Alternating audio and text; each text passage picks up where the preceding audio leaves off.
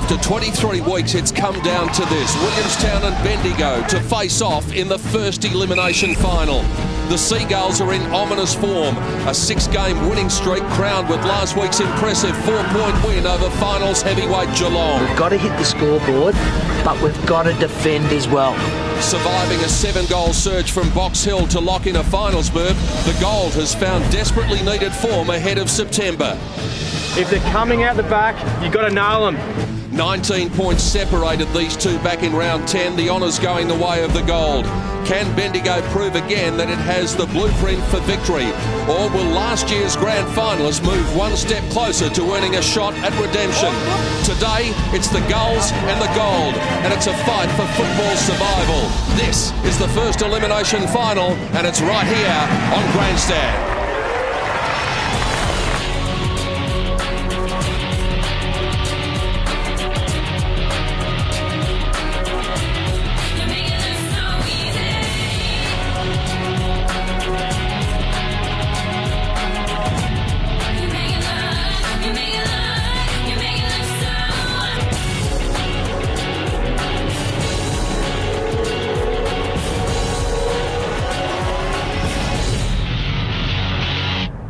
For a lot of people, it's their favourite month of the year, September, because things get a bit different. The weather changes, you can start to smell the grass, and finals fever is in the air, and that's the way it is in the VFL as well. As we head to the first of our finals, Williamstown versus the Bendigo Gold in 2012. Hello everyone, and welcome to our grandstand coverage, Saturday and Sunday for the first 3 weeks. David Rees-Jones in the expert comments chair. It does feel a bit different September, doesn't it? Look, it's fantastic. You know, the teams have worked very hard to get to the situation, to get themselves into finals, and it's up for grabs. Someone's going to be the champion in 3 weeks' time. Generally speaking, we accept the fact that you've probably got to finish top 4 to win the flag, but Williamstown might prove the exception because they have gone into the final series in the best form probably of anyone in the competition. Yeah, they have, and they're a very good team. They're well coached, and if they put they've got to win 4 games in a row, and that's very difficult. So that's against them, but if anyone can do it, it's Williamstown this year. Well, after 22 rounds, this is what the ladder looked like, and it was Casey and Port Melbourne flip-flopping at the top. Casey eventually won the minor premiership, but it's a bit of a paper honour, really, because it doesn't count for much. No, not really. I mean, but yeah, look, taking a good win into the finals is always good, and Port Melbourne got beat last week, so not a good sign. Geelong and Werribee making up the top 4, and then Willie, Sandy, Box Hill and Bendigo with a 9-9 season. And how unusual not to see North Ballarat playing in the finals. No, the 3 in a row premiership not too long ago, and yeah, they had a bad start to the year, and they couldn't recover from that. The other game going on today is the other elimination final. The Zebras will go in as favourites against the Box Hill Hawks. They're playing at home. So it's Sandy against Box Hill. And then the 2 games coming up tomorrow, Scorpions and Werribee, Port Melbourne and Geelong. You'd normally favour the higher ranked team, but I reckon both of those games are pretty much 50-50. They are fantastic games, and it gives you the week off, so it's very important to win those games to get the week off, and you have a crack at getting into a grand final. And the other thing, of course, that has been decided is the Frosty Miller medal over 22 rounds, and it goes to Dean Galea of Port Melbourne, a worthy winner and fulfilled his potential in lots of ways. Yeah, look, he's been fantastic since he came over from Williamstown, ironically, but he's been a terrific goal kicker this year and just a good leader for Port Melbourne. Interesting to note too, 2 former Williamstown players in Dean Galea and Matt Little up at the top in the race for the Frosty Miller medal. So there are the awards, that is the ladder. Let's get on to today's action, and as we said, Williamstown going in with perhaps the best form of the competition. Geelong probably laid claim to that before last week, Reece, but Willie was able to get over the top of them in a thriller. Yeah, and that's a terrific win. That really holds them in good stead coming into the finals, and they'll have a lot of confidence coming into today's match. That margin was 4 points last week, their 6th successive win. They'd been winless through rounds 10 to 14, and in those wins, those 6 wins, they've conceded an average of just 59.5 points. So their defence is doing the job, their midfield is doing the job in no small way thanks to Ben Jolly, who's had another great year for the Seagulls. He is just a terrific player and a great stalwart for Williamstown. Look, he rises to the occasion, and I've got no doubt that he'll have a very good match again today. On then to the Bendigo Gold and their recent form. Well, they needed to get that win to get some confidence. That win against Box Hill last week by 19 points at QEO. That was a night match after they'd lost their previous 5, so they really did need a win just to buoy their spirits a bit coming into the finals. Yeah, you do. You just need that little bit of confidence, and doubts can creep into the mind otherwise. So that was a good win for them. Prior to that, they hadn't won since round 15, so it had been 5 losses in a row. It really has been a line ball year, as we said, for Bendigo. 9-9. They've kicked 1,691 points for and 1,686 points against, so not much difference there. And with only 4 AFL listed players in the team today, the experience of Rick Ladson is going to be a very important factor. Yeah, and let's hope he doesn't get too caught up with trying to direct play out there and becoming a leader in that way. He's got to get a lot of the ball today and really drive it forward for his team. Well, as we mentioned in the opener, Bendigo won the previous meeting this year in round 10 by 19 points. But when you consider all of the factors, their form going in, it's pretty hard to make a case against Williamstown today. Yeah, look, I think Williamstown, they'll go in as favourites and they probably should win. But if Bendigo can play at their best form, they'll be very hard to beat. Well, why don't we find out about the ground conditions? We know one thing, it's a beautiful day for football, as it generally is at this time of the year. Let's head down to the boundary line. Peter Mercado and Phil Cleary are down there. Gentlemen, good afternoon to you. Good afternoon to you, Pete. Phil, we are up and about. September has come. I know you get very excited this month of the year. Beautiful day for footy. It's great to be on the boundary. Well, it's amazing, really. We were here only a few weeks ago. There were puddles of water everywhere, and now she's a dry track. The sun's out. The celebrities are here. James Heard. Everyone's talking finals football. Yes, I'm here as well, and we are looking forward to it. Oh, absolutely. Well, these two sides, very interesting. Bendigo doing the hard work last week. They needed to beat Box Hill. They got the job done at the QEO, but they take on a red-hot Williamstown team who are showing the same form that took them to the grand final last year. Without a doubt, Peter. And look, I think what people should love about this game, you're virtually watching 2 standalone sides, in the sense that you've got 5 AFL players with Williamstown, I think, and 4 with Bendigo Gold. So you're looking at real VFL footballers. So you people at home, be the judge, test the game, see if you think it's any better or worse without all of those AFL players. Well said. I reckon the players will be just a little bit nervous heading into September, the coaches as well. Yes, indeed. And I spoke to Peter German, grand final coach last year, and I put to him that with a side bristling with VFL players and in scintillating form, he would be looking forward to this game. Yeah, last week was it's terrific against Geelong down there, obviously an informed side. To be able to win that one was pleasing. But yeah, the last sort of 5 or 6 weeks, I know a lot of the games have been in muddy conditions, but last week was a dry deck and we played pretty good. So hopefully it's set us up for today.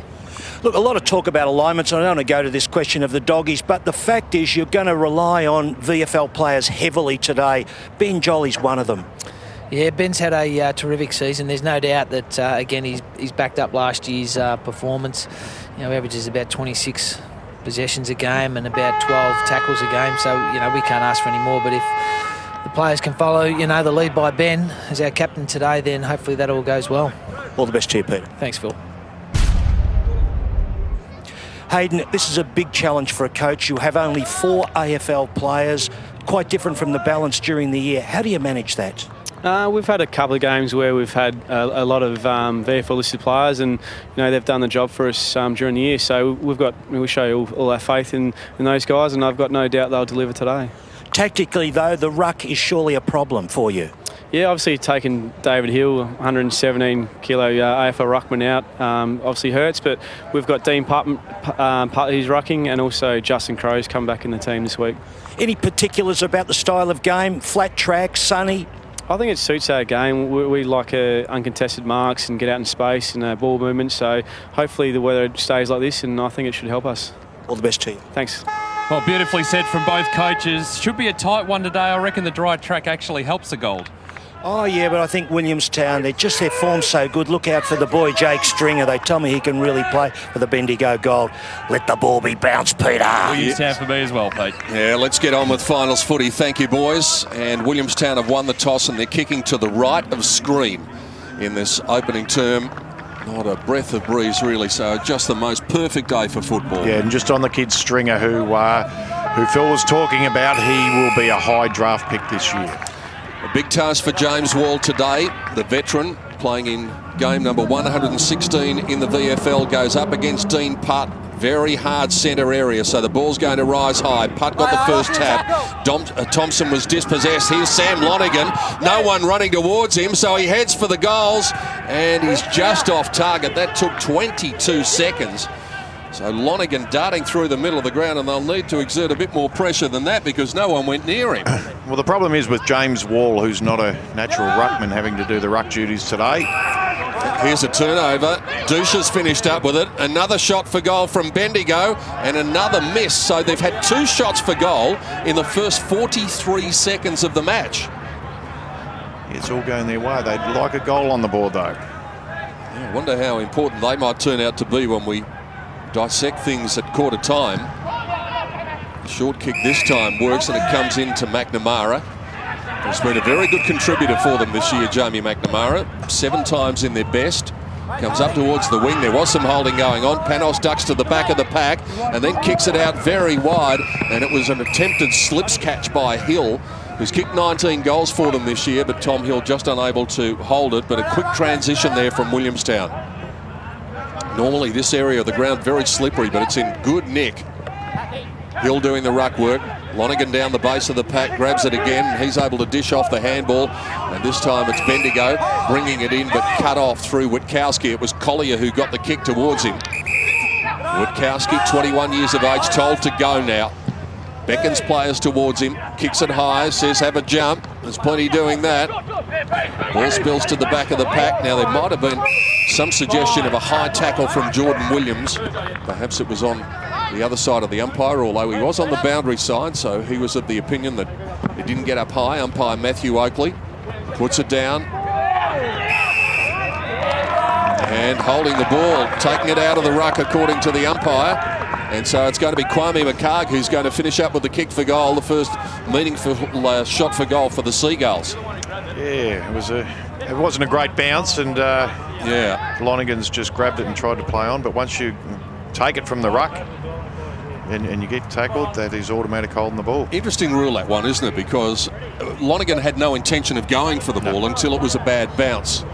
But that's the way the umpires adjudicate it, regardless of whether you're indicating that you're the ruckman or not. And McCarg just not taking enough care and not getting back far enough from the man on the mark. Ladson trying to tumble it out, gave it across. Dalgleish had it in the original instance. Ball spills up in the air. There seems to be a lot of blue and gold jumpers around the football. Well done by Carr. Comes back to Goods, who got it from Jolly. Then he stands up in the tackle. Wall's in trouble. Gives it back to Goods, who tries to squeeze the kick. Good defensive pressure, though. This is Stringer, the boy who's got the big reputation. His kick was a beauty, too. He could have blazed away, but he decided to chip it into the path of Madden. And this man has kicked 24 goals this year for Bendigo. And that's a wise decision by Stringer. Yeah, we mentioned he's going to be a pretty high draft pick by the sounds of things at the end of this year, Stringer, but that was a good kick into his forward, Madden, who should convert this. Justin Madden. A little bit of right to left on this kick. Their secondary goal kicker, and there's another one going begging. So now 3 shots in 3.5 minutes, and you've got to take your opportunities in football at the top level, in particular in finals. Yeah, but they're... the way they're going about it at the moment is fantastic, Bendigo. They're putting a lot of pressure on their more highly rated Williamstown opponents. Well, they're picking up where they left off last week, Reece. It was a strange old game up at the Queen Elizabeth Oval. There were runs of goals to one particular end, and then Bendigo just breaking it open in the third quarter. Now a chance here, Anastasio working there with Ed Carr, players over the top. We'll have another bounce. Good crowd in as well this afternoon. Beautiful day for football. There's Peter German in a coach's box. Looking up before when I was down with Phil, and there's about 40-odd people in their coach's box. It was very full. Wouldn't have happened in your day, Reece. Wall going up, getting the tap down. Players coming through, Goods just extracting it, putting the ball up towards half forward. Anastasio just leaves it for his teammate. This one off the side of the boot. That was inventive. So they work their way inside the 50. Big pack of players around this ball. And it's heading towards the line. We'll have it thrown in right next to the behind post. And it was Vez Premi who was able to get the quick reflex kick away, but couldn't get any direction on it. So after all these opportunities that Bendigo have had, wouldn't it hurt if Williamstown was able to get an early goal? Hill trying to work his way to the front spot, but Putt occupies that. Jolly always down the base of the pack. umpire telling them to knock it out, and that is umpire Tristan Burgess, who's officiating today, along with Matthew Oakley and Jared Waite. Umpires looking for good performances at this time of the year as well. McCarg was the third man up. Not much easy footy here. Schulz in over the top with the tackle. It does come out, only for a second. McCarg didn't handle it cleanly. Anastasio's in there, the little fella. He's got the factor 30 on today. Number 21, 18 years of age for Williamstown. With the red hair, you won't be able to miss him. A few players out there with zinc cream on today. A bit of a fresh air swing came from Kavanagh. And extracting it from the congestion, as he so often does, is Ben Dusha. Now Thompson will want his left foot here. Instead, decides to give off the handball. Dusha, good running from him after being involved in the original instance. Gets it up to Madden on the attacking side of the wing. He moves it on quickly and nicely read by Witkowski, who just read it superbly. Chopped across in front of Matt Little and got the ball to the boundary line. Yeah, terrific follow-up work there by Dusha. He sprinted across after he delivered the ball and was able to assist. Great tap down by Putt. Just needs a teammate running alongside. Had Sam Lloyd, the ball going inside the 50 for the goal. They've been doing most of the attacking this quarter. Brought down in the tackle is Dalglish. Good work there by Jolly, coming through Frost. And another pack of players will have another bounce. Yeah, and James Wall, he's going to be right up against it today in the ruck. So most of the attacking the goal, but just can't convert on the scoreboard. Brought down the tackle, that's Vale. Jolly in there again, as per usual. We've got a high tackle though, and it will be a free kick. It will be going the Gold's way. And a shot for goal coming up from Sam Lonigan. Yeah, not the most favourite of the Carlton brigade these days, the Carlton supporters. But he started very, very well, Lonigan, and he's been in everything so far. Boys, don't hold, please, in the square. So Sam Lonigan lining up for gold.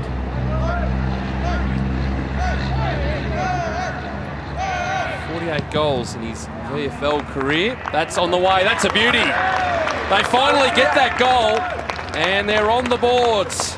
Goals-wise anyway. 9 plays, nothing early stage of this match, Reece. It's been an enterprising start from Bendigo. Yeah, it's funny, I've written one name down, and it's Lonigan at the moment, and I wrote that down after about 2 minutes. Just his attack on the ball, right from the first bounce, has just been fantastic. And you get yourself in there and you win the free kicks, and that's what he did that time, and that's a terrific kick for goal too. Well, he's the most experienced of the AFL players out there today with 79 games to his name. Phil Cleary, some early impressions from you, just with the spirit of the game and also keeping an eye on what Bendigo's doing with the interchange early on. Well, look, what I like about Bendigo's interchanges, there's an element of excitement, and really they're quite vocal about the game, urging each other on. It's got a bit of the old-fashioned about it, hasn't it? That sort of thing, Peter. No real AFL stars. Lonigan, of course, doing well, but it's just got the feel about a real team-constructed game. And at ground level, a lot of excitement, and it's something to like about this footy, I reckon. Now, Phil, we're just having a look at the replay. That's something you would love, that contest there from Trent Shinners, who was a VFL player, and that's just the way he goes about things. Well, and his uncle was one of the Shinners from Dandenong, and he was very, very dangerous in the old game, Peter, I can tell you. Yeah, well, he just gave a dangerous little handball. Now Lloyd squeezing it to Crow. Good run from halfback. They've started productively here, Bendigo, but just as we say that, they're able to cut it off. Across half-back, it was Roberts kicking out wide, and that was a good kick as well. Out to Hill, who will be a man who will do some of the rucking today. His kick, not good because he got too close to the man on the mark. Shinners gives it across. Williams with a little kick, and they're doing it nicely. Dalglish has got it just on the defensive side of the wing. He looks up, not sure where he's going to go. Most likely go up the line here near the boundary line. That's probably the safest option, although 2-on-1 in favour of the Seagulls. Wall there, gets that little handball over the top. McNamara, good tackle put on him by Thompson. And eventually it goes over the line into touch and we'll have it thrown in. See on the replay.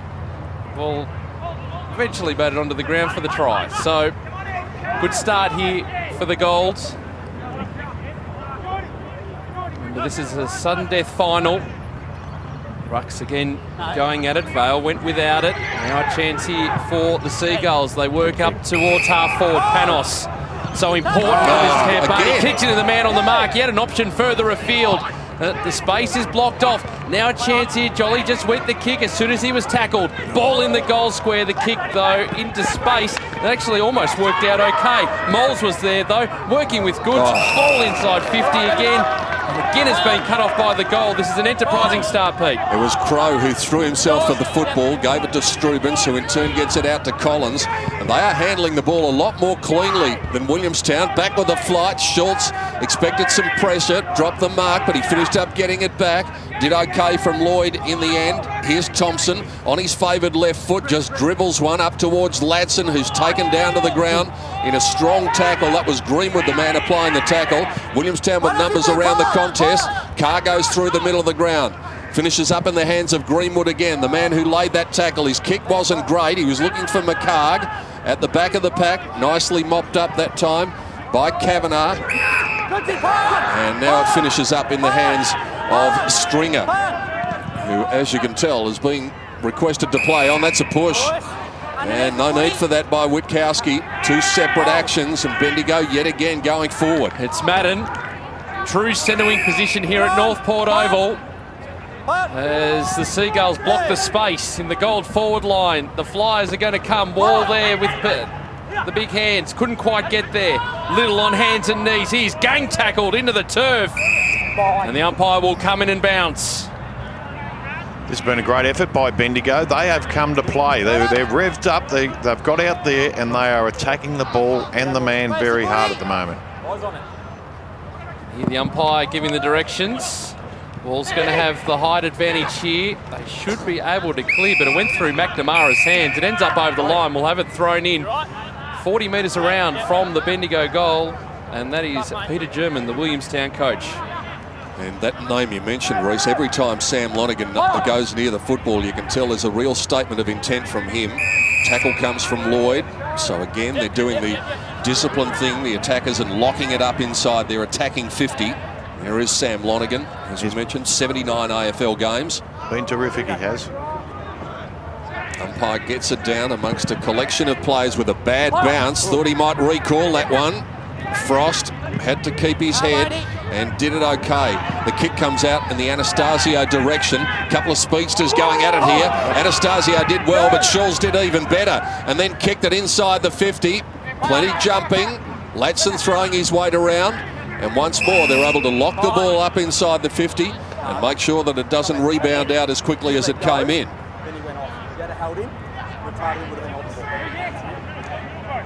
The way the umpires explain it to the players, well, that bounce not great either.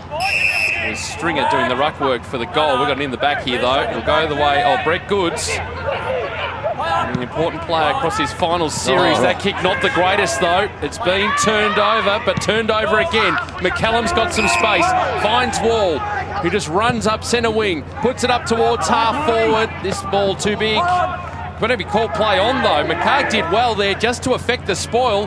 But the Gold, again, looking to turn the ball over again. McCallum working here into the middle of Northport Oval. This is where the runners are for this side. Witkowski going inside 50. Anastasio puts the hands up, can't bring it to ground. Schultz did well, just held his feet. Now turn the ball over.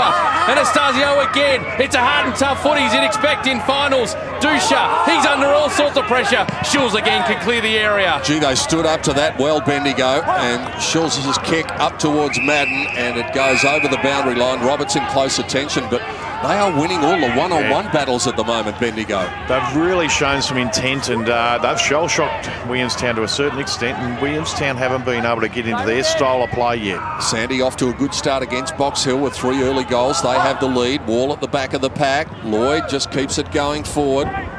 Towed it up towards half forward. Roberts diving on the football. Carr was back there. And it is Roberts again in after it. Is the umpire going to hover here? Oh, he said the ball might have spilled out, so we'll have another bounce. Some good work just a couple of moments ago by Stephen McCallum, who's been a bit lively. Picked a couple of targets with some really good vision. One to Wall, one through the middle of the ground. So some good cohesive work from him. Dusha goes third man up. Jolly scrubs it forward. Strubens came off his knees. Jack Frost, you wouldn't think he'd be at home in the sunny conditions today. Up to Goods, to half forward. McCarg, the fly. Good mark. Terrific defensive mark by Freezer. He did really well there, and they've got runners in the middle of the ground too. Just trying to find some space. This is Crow just putting it up towards half forward. That's okay. Huntley. Harrison Huntley for the goal. Just works into the middle of the ground. Dalglish. As he kicks inside the 50. The ball going behind. This will be a race here. Little getting there first. Was he pushed? No, the umpires say throw it in. Phil, Sam Lonergan having a well-earned rest. He's been really influential early on.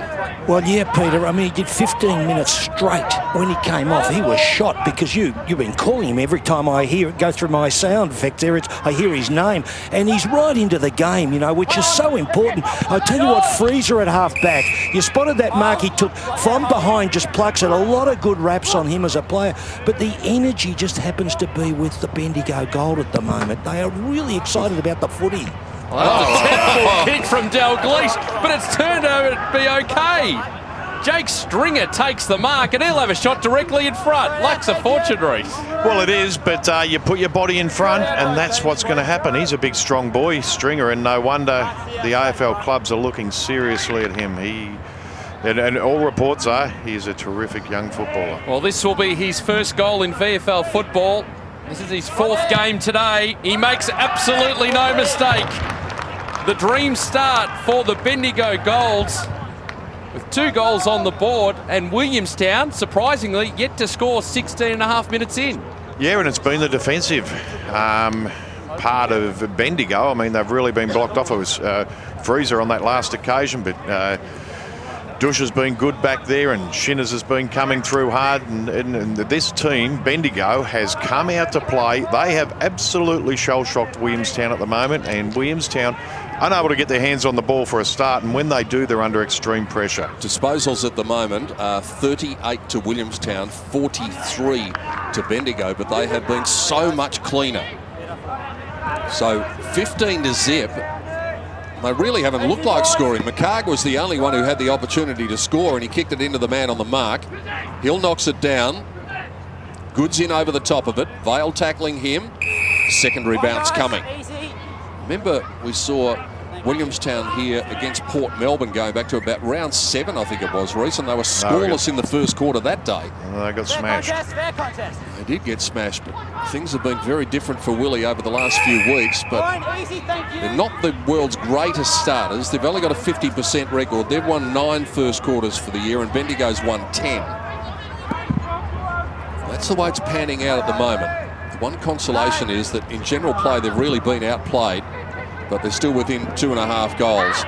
It was Goods and McCarg through the middle of the ground. Greenwood did some good work. Now they're out. Jolly spears it up. Kick is good. Almost running off. Bagasia. Well, his kick not much good. So their system going forward, well, they haven't got one at the moment. It is very poor. Shinners cuts it off. Certainly is. As this ball almost cut off there again. Dalglish got hands to it. Needs to do the follow-up work as well, but plenty of blue jumpers around. That kick inside 50, as Peter Gonigan just said. There's no system. Lockwood, that kick was turned over. And the mark being taken by Dusha. We might just quickly get down to Phil Cleary, who's got Rick Ladson on the interchange bench with him. He'd be pretty pleased at the moment, Phil. Rick, the energy at the start, and Lonergan, and you were changing with him. That's fantastic. Yeah, look, up and about early, which you need to be in finals footy, Phil, and it's a beautiful day for it. So if there was anything else, there's something wrong with us. Freezer in the back half, he plucked that mark behind. He's got a bit of class, hasn't he? Yeah, definitely. He's played some good footy this year, and he's a strong man, and he covers the ground well for his size. And finally, you are development work with Essendon, and here you are. You've got a side mainly made up of VFL. What's the role for you today? Is it maturity and mentoring? Yeah, try and be as mature as I can, Phil, but that's hard work sometimes. But no, look, just to help them set up and get their structures right, and hopefully teach them a few things. But I'll learn a few things too off these young blokes. Good man, thank you. Thanks, Phil. Thank you, Phil. As still it's hot there inside the Gold forward 50. This is Strubens on the ground, and we'll have another bounce. Just the pressure, relentless from the Bendigo Gold. Its forward have been good so far. The thing they've got to watch for is they can leak goals. Jolly just doing the extracting work again. Ball heading into the middle of the ground. Oh, big bump put on there. Shinner's doing the hard work. Lonigan there as well. Players diving it over the top. But that was a huge bump, David Rees-Jones. That calmed the man down. That is what footy's all about. That's fantastic. Commitment from both players. The ball was there, that's fair enough, and Shinners, I love the way he goes about it. And credit to Ed Carr too, he's got himself up. He was really hurting, but he's bounced back up to his feet and didn't want to show the pain. Good stuff in the middle of the ground, turnover, advantage paid. Anastasio gets it, gives it across. The shot for goal comes from Frost. And he has, in fact, it might have been Bagasia. It was Bagasia kicking the behind. So at least they're finally on the board. But now Bendigo with a quick turnaround after the kick in. Yeah, Lachlan Dalglish, who's had plenty of it, can take another bounce as well as he works through the middle of Northport Oval. Just puts the ball up, one for the high flyers. Ball thumped to ground. Players diving in over there. Here's Lonigan again, finding some space. Lonigan again puts it through. He's second on the board in this opening term, and they stretch the margin to 20 points, the Bendigo Gold, into time on in this first quarter. Well, we've been talking about Sam Lonigan, but he was up giving assistance on the wing as well, and he's worked forward to get part of that. Good contest there by the young fella again. He's not getting intimidated there, but he's been terrific in the tight situations. Sam Lonigan, he's been fantastic, and that's a great snap. Lonigan with his second goal of the day, so the margin is 20. And Williamstown searching for answers. They have not been clean going forward. That's an issue that Peter German is going to have to address. They've kicked into the man on the mark about 3 times when they've gone forward. So they're not doing the little things well. And that's what you need to do in finals football. That's exactly what Bendigo's doing at the moment. And here's the man of the moment. Lonigan, beautiful palm down. The kick didn't live up to it though. And Lockwood takes the mark across half-back for Williamstown. His kick was a beauty to Wall. He'll be anxious to play on quickly. Can he finally hit a target? He does. The next kick's the one that's been letting them down. Panos at 55. Just a bit too far out to score yet again. Not great delivery. Hill trying to duck in underneath it. The umpire might ping him here. It did come out just at the last moment. Bendigo players leaping over the top of each other to get near the football. Putt was one who was involved in the contest. And finally it'll be bounced 30 metres out from the goal that Williamstown are attacking, but yet again not being able to hit a target as they go inside 50. And once again, terrific umpire, and you could hear the umpire saying then about the player pushing himself forward, trying to get that push in the back call, and well umpired on that occasion. Putt got the tap down, having to follow up with the tackle here. We've got another stalemate, and accident will be called holding the ball. You heard the explanation from the umpire. Great work from Dean Putt too. Did the hard work in the ruck to get the tap down, and then followed up with a tackle. Nathan Peoples was there as well. He takes a free kick, works to Shinners, not 15. Just going short, bit of tempo footy here, Freezer. 23.5 minutes gone in this opening quarter. It's been exciting football from the Gold. Big pack of players around this ball. No one can take the mark. Looking like another stalemate as Ladson's on the deck, and the umpire will come in and bounce. Beautiful day for football, as we've mentioned, and that man, he won't be happy. He addresses his team in just a few moments' time. The ball is bounced again. Good tackle put on by Jolly as per usual. Ladson though extracting the footy for the Gold. They look to go forward again. That is a beautiful one-hander. Very nicely taken there. That was Thompson. Put the ball inside the 50, but the finish wasn't great, and Williamstown can clear. Lockwood to Jolly. He comes up the line. Now, what are they going to be able to do with the next kick? That is the danger as it stands for Williamstown at present. Wall having to make position. Got on the end of it. The man who delivered it to him in McNamara was running by for the handball. Wall thought better of it. Bit of push and shove in the marking contest. Spills to the ground. Little handball comes out. Fogarty did it okay. Now Bagasia gets on the end of the handball. Jolly was monstered after he gave the handball off. Bagasia loads it up. And he has finished up missing, so he is the scorer for Williamstown at the moment. He's kicked both of the behinds, and they've only got 2. They have been goalless 9 times in a quarter this season, Williamstown. That is an awful big number for them, and awful is the operative word, because they have been contained in lots of quarters, and they've been contained in this one. Justin Crowe works back to Strubens. The kick is short. The kick is okay. Williams. Oh, now they've got numbers out here on centre wing. Lloyd, who's been great in this opening quarter, just needs to kick up the line. And the option there was Madden, just bounced off his chest and over the line. Will have it thrown in. What would Peter German be saying to his team at quarter time? What notes would he be preparing at the moment, Reece? Well, I don't know. He wouldn't be happy, and it's just the attitude that Bendigo's come out with that's really unsettled Williamstown. They just need to get hold of the ball and steady themselves. They do. It's a chance to go forward here. Panos got his hands to it, thumped away by Nathan Peoples. Will have it thrown in again over near the interchange benches. Almost quarter time.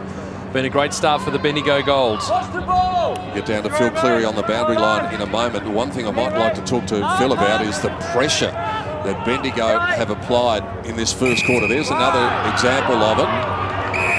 And causing the turnover, McCarg pinged for a throw. Ladson takes it. Phil, Bendigo's pressure, you've been watching it closer than we have over this side of the ground. It's been magnificent in this first look, quarter. it really has, Pete. There's no question about it. You know, look, you can talk stats till the cows come home, can't you? But in the end, the game's fought out on the ground between one player on another, or 2 on 1, or 3 on 2. And if every player gets, I suppose we could say the stat is the 1%ers, but the pressure they're mounting, the tackles they're laying, it's just uplifting. But again, it's about this, I think it's just an attitude, you know, that's gone right through. So look at this contest. That's Justin Crowe, Pete. You remember him going around the traps. He's played only about 4 games for the season. He's really come in as a virtually an amateur player, and he's gone out there. He's very fit, but he's got a lot of hard work to do, but he's not flinching, is he? Just a little worry here for Bendigo as well. Phil Dusha's down at the moment, and the trainer's coming out to him. McCallum ducks around after getting it from Anastasio. Greenwood feigning the handball. Now he's told to go, so they can come from behind him. Look out! He wasn't aware of it, so that's got to be prior opportunity. We could hear the umpire, but apparently Greenwood couldn't. Where was the talk from his teammates, Pete? Yeah, not much of it going on. Through the middle of the ground, Freezer with a short kick out to Little, squirts a little handball to Vale. Vale pops it up in the air, asks for someone to jump onto it. And now they're going to be able to work their way out of it, Williamstown. Is it momentary? McCallum did okay, kept his head, gave it to Jolly. Good work again from Lonigan, opposed to Goods. They go crashing through. Williamstown player, I think it's Wall, a little bit slow in getting up. So they're feeling the effects, some of these players, of a very physical first quarter. And the umpire adjudicating well on that. Could have been a suggestion of a push in the back, but Tristan Burgess says, I'll bounce it. And it has been physical, and the players are feeling the effects of it on a warmer day than we're used to as well. Well, exactly. I think we saw Ben Dusha there just on the bench. I think he got the ball in the head. Crowe got the tap down. McCallum is there, just trying to clear the area. Won't get too far though. Dalgleish been excellent this opening quarter. Schultz leaves it for his teammate in McPhee. Right in the middle of Northport Oval. The kick going across there to the 50, and Matt Little. Now the Breeze not doing a hell of a lot at the moment. He's thinking about going on with it. Very smart work there by Matt Little. He actually led up and the player was going back, so he doubled back and had his second lead, and that's where he was honoured with that kick. To complete a brilliant quarter for the Bendigo Golds. He lines up from outside the 50. It's a big ball on the siren. It's going to go through as touched. It will be paid as a rush behind. A magnificent quarter by the 8th place Bendigo Golds. They lead it 22-2, and David Rees-Jones, it's been all one-way traffic at the moment. It certainly has, right from the first bounce. James Wall, who we've seen on the wing, I mean, we've seen him play on the back line on occasions, has got to do the ruck duties today, and that's where it all started. I mean, Tut was in there in the ruck, and he gave him first use of the ball, but Sam Lonigan, he set the pattern from the first bounce and hasn't let up since. He has been absolutely sensational. Their backline's been good too. Freezer and Shinner's back there, solid as a rock and hard. at the ball and just terrific. Douche has been good as well. Look, it's just been a fantastic effort, and it just goes to show about attitude. Taking the right attitude in. Every single player from that Bendigo team was putting their body on the line, doing the things that they had to do, and that's what finals footy's about. Williamstown, on the other hand, they were on the back foot. They didn't know, they can't get into their style of game, and Bendigo's taken the initiative, and good on them. And we talked about a number of times in that first quarter Williamstown's inability to hit targets inside 50. You look at the inside 50 stats at quarter time, they actually went in once more than Bendigo. Yep. And they just couldn't find the key to the lock. Every time they went in there, they were either kicking it into the man on the mark, not able to deliver it. Jolly, very good, of course, in the first quarter, as you'd expect, with 11 disposals, but they can't leave too much to too few. No, that's it. And look, Wall's working hard around the ground. He'll pick up a few possessions because he'll be able to use his athleticism. Dalglish and Lonergan, terrific inside work they've been getting, and Dush has been good as well. He's working very hard. And you look at Shinners, he's had 5 disposals, but he's bowled a couple of blokes over. He'll have a few looking, and that's half the battle.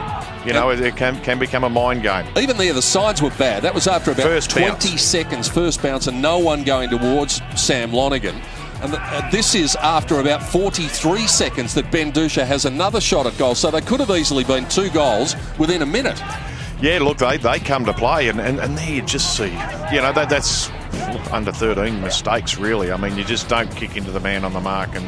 But it shows that the Bendigo players, even if they're standing on the mark, they're alert, they've got their hands up, they're jumping, they're doing all the right things at the moment. And even Ben Jolly coming up with an untidy free kick, which allowed Lonergan to kick the first goal of the match. That was after 7 minutes.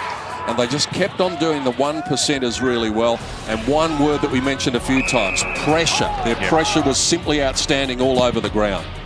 Once again, not a great kick in there, but the young fella there, Stringer, who has been pretty impressive so far. He's a big lump of a kid and looks good. So I think we've spoken enough about him. But he gets on the board as well, and it's just been a terrific effort. And when you talk about effort, that's what Bendigo has given, a real better effort than what Williamstown have so far. And again, not much pressure there on a man who's got a bit of pace in Dalglish, but he's able to get the ball going forward pretty quickly.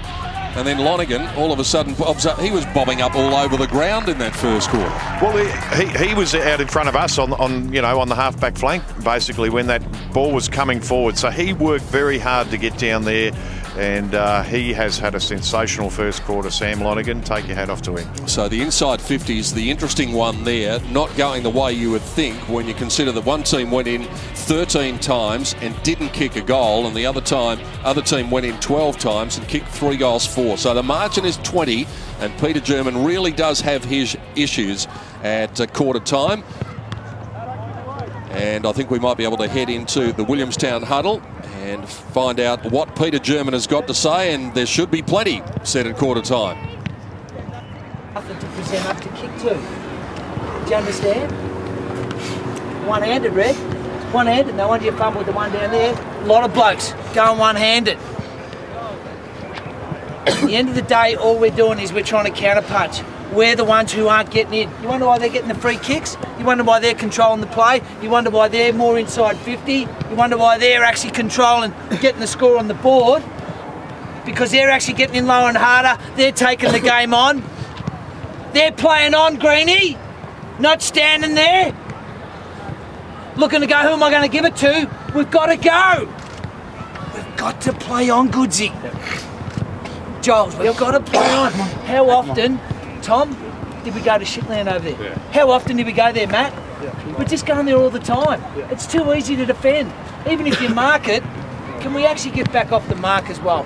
3 times we've kicked on the man and the mark. But the thing is, we've had just as much opportunity.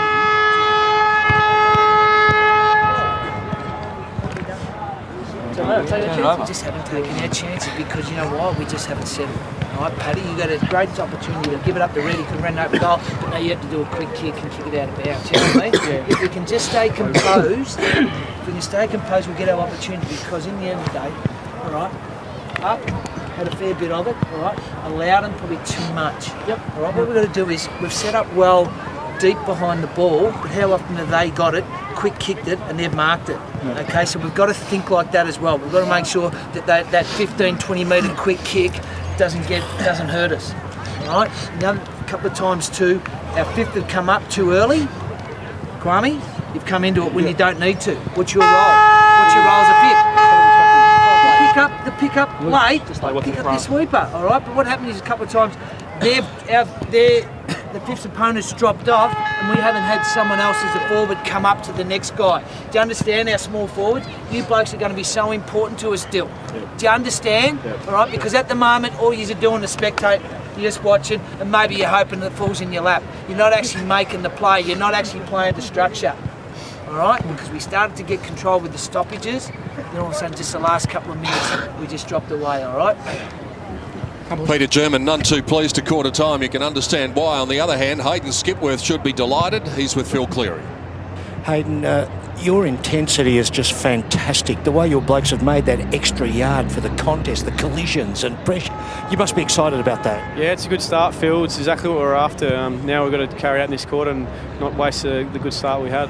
Lonigan, terrific. Freezer, Shinners, you know, that's terrific, isn't it?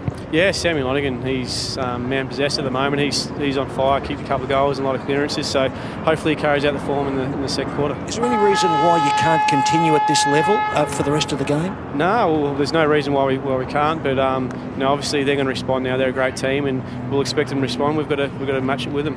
All the best to you. Well done. Thanks, Phil. Hayden Skipworth talking to Phil Cleary. Peter German keeping his players in right until the last minute. They've only just broken up now after the Bendigo players have been settling into their positions. The one thing, Reece, that the stats do tell us is that Williamstown are a very good second half team, but they can't rely on stats in that regard. They've got to get things going in this second quarter and change their attitude towards things. Well, Williamstown are a very good team, full stop, and they've just had the initiative taken off them by this Bendigo team. This man in particular, Sam Lonigan, I know the Carlton supporters don't like him, but I love him today. He is really on fire, and he's doing a terrific job for his team. He's setting the example, and just the hardness of the ball, the chasing, the tackling. They're putting the effort in, and they're getting the reward for it. 6 disposals, 2 goals, 1 for Sam Lonigan in a very productive opening quarter. Can Bendigo maintain the rage here? It was putt flying high and he got it down, but McCallum is the first one onto it. Carr, who was bowled over by Trent Shinners in that first quarter.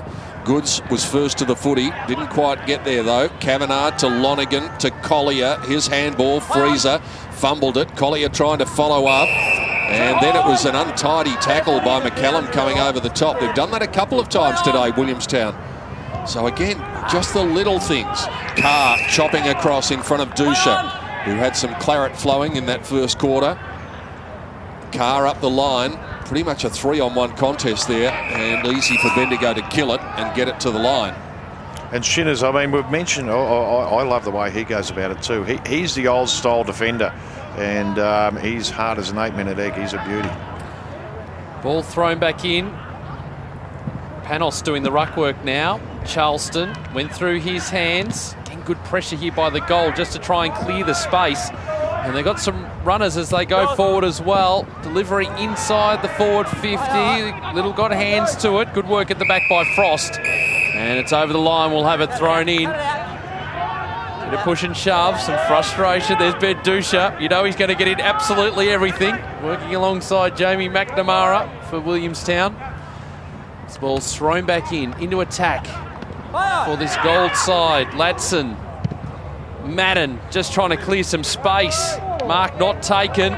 Players diving in on top of this, and we'll have a bounce top of the goal square. That was Matt Little who almost took that mark. He takes a lot of marks like that in that circumstance. And you know why? Because he gets his body in front. If he's not in front, he's at least beside his opponent. He's never caught behind. Top of the goal square. Putt just grabs it out of the ruck. Dangerous. You're going to be pink-folding the ball if you take it out of the ruck. Free kick to Brett Goods, last line of defence for Williamstown. He was one of the players that Peter German was having a few words to at quarter time. In fact, I think there were 23 of them. Lockwood in the back pocket. Short to Vez Premi. Haven't seen a lot of him in the opening term. His kick was good though. Brings it out to Charleston, who dances down the wing and then kicks it into vacant land. Roberts, by the look of it, might have been moved forward. That's a great tackle by Collins. He just watched the hips there. Often you hear coaches say, watch the hips. And that's exactly what he did. That is an exemplary tackle. They are just doing everything right, Bendigo. That's the thing, the little things that you need to do to be successful, they're doing them excellently at the moment. Wall gets to the front spot. Jolly nearly. Carr got his hands up. Moles trying to get some space. Looks into the pocket. Kick was wide for Panos out in front of Shinners. Turns his man one way, then ducks back the other. And they just tried to get it to the line there, Roberts and Collins. Roberts trying to clear a path, but eventually Collins was up to it, got it to a minor score. Williamstown still yet to register the first major. Here's Kavanagh at defensive 50. Good follow-up work from Collins as well. He's doing the 1%ers, and his coach will be happy with that. Up and under ball. We don't need any rain today. Good mark taken by McNamara. Works into the middle of the grounds. Vez Premi getting some touches in this second quarter. That is a great kick. Moles wants to give off the handball. Does to Panos from 48. Beautiful delivery inside the 50. And Bagaja will come in and have a shot and a chance here finally, Reece, for a goal for Williamstown. Yeah, and just smart thinking there. We watch Panos here. A lot of players would blaze away in that situation, just going inside 50, but he saw his teammate in a better position. Thank you, that's your line. And he'll get a pretty good shot at goal here. Shouldn't miss this one. How good was the kick from Vez Premi across half back to Moles as well? That was a ripper. It's magnificent. Gager, can he capitalise here? No, he can't. That is across the face. They actually hit the behind post. It's out of bounds on the full.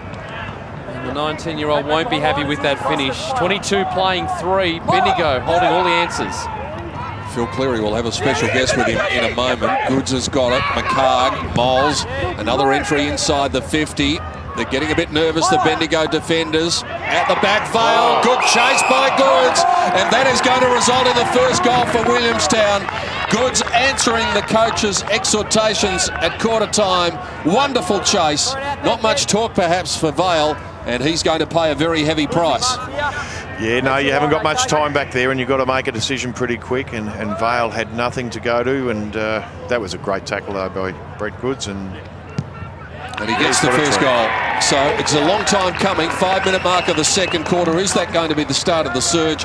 Brett Goods gets the first for Williamstown. Let's get down to Phil Cleary, who's standing beside one of the greats of the game in James Hurd. James, we were talking earlier, having a bit of a lark about stats and football and the like, and yet the Bendigo jumps out of the blocks, and it seemed like it was all about energy and passion. I mean, you've got to get your structure right, but there was something a message in that, wasn't there? Yeah, there was. I think the benefit the guys had is an 8-day break. We played last Friday, so that certainly helped the AFL guys and also the Bendigo guys. But yeah, they've played, started very well, and unfortunately, Williamstown just got a goal then. But good start. What do you do, though, James? You've only got 4 AFL players here. You come down for a nice day at Port Melbourne looking at the game. What are you spotting? I mean, Lonergan in particular, of course. Yeah, we're just looking at our, I suppose our AFL players, but also supporting the VFL team. I mean, Hayden Skipworth's coaching, doing a very good job so far this year in his first year as a VFL coach. So we're about a football club rather than just the one team. And, we've obviously got a game against Collingwood tonight, but good chance to get down and see a few of the young kids play. And with Hayden as a coach, do you mentor him? I mean, you're a young coach yourself, and you've got Tomo with you as well. But what sort of messages do you give to him as a coach? Yeah, well, Hayden's part of the coaching group, and he does a lot of work with our younger players in the development side of Essendon as well. But the fact that he sits in all our meetings, contributes to our meetings, helps coach the senior side at times as well, means that this is just an extension of the Essendon team. Do you love coming down, having a look at a real game of footy in an ordinary setting? Yeah, it's a bit more relaxed than it will be tonight, obviously, for us in the coach's box. But good chance to watch some local footy, and it's not another goal, is it? But it's going to be a good game, and hopefully Bendigo gets up. Nice to see the real side of a smiling coach who's not under pressure. All the best to you, James. Thanks, Phil. Thanks very much. Good luck. James Hurd, and whilst that was going on, another turnover from Bendigo. All of a sudden, they've lost their composure a bit, and Brett Goods is really influencing things at the start of the second quarter. Yeah, when it was Sam Vale, on the occasion he got tackled by Goods. That time he dropped the mark, and Goods was able to clean it up, and he's a class act, Brett Goods. He doesn't miss, and he's got his team right back into this, and that's important. They needed someone to stand up, and Brett Goods has been the man so far. Well, last week against Box Hill, Bendigo got out to a good lead, and Box Hill pegged them back. It was about 6 or 7 goals in a row, and the Hawks were able to take the lead heading into half-time. Greenwood works with Goods again inside the 50. Almost the mark, not paid. Now Shinners with a bit of work to do. He just wants to push his opponent out of the way, and Hill, ball falling to ground. Roberts is there. He is gang tackled. The umpire will bounce. They're starting to win the ball out of the centre here, Reece. And that's been the important thing. I mean, they're going to lose the rucks, but you've got to try and shark the tap-outs from the opposition. Centre break 6-2 in favour of Williamstown. 3-zip in this quarter, Pete. Pass the ball, just trying to clear the area again. The goal, and again it will be turned over. Greenwood.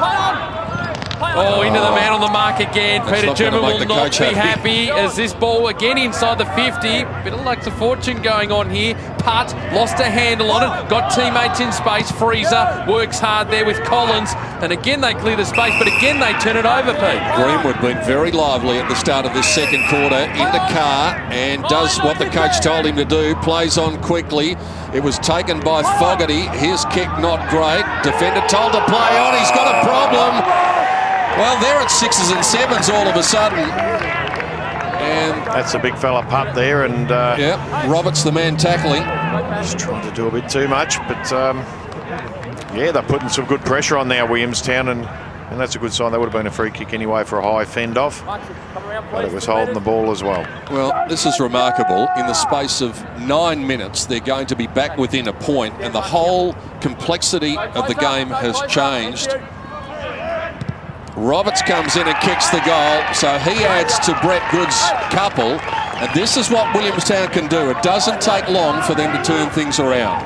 No, and it was Brett Goods who really did provide the spark that they needed, but good teams, and the one thing I was worried about with Bendigo, maintaining that intensity for the full 100 minutes was always going to be difficult, and the pressure's now fallen back on them, and some good tackling and some good chasing and pressure acts by this Williamstown team have been able to put themselves back into the game. And it's Brett Goods leading the way. A couple of goals, but some important contests. He's winning the contest out of the centre as well, giving them first possession out of the middle, really driving it forward, and a few questions being asked of Hayden Skipworth now. Bendigo still leading. 10 minutes into this second quarter. Elimination finals this afternoon. Jolly was just held off at Lonigan again, did well, just put it on the boots. One-on-one contest. Lockwood at the back, took the mark.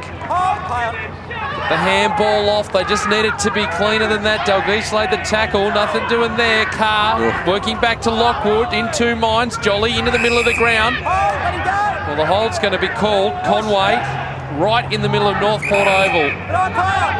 Defence for Bendigo under all sorts of pressure. That was a helicopter. Going to break some fingers, I reckon, that one. There's Premi just dribbling it forward. It beats the pack. Bouncing ball, one behind.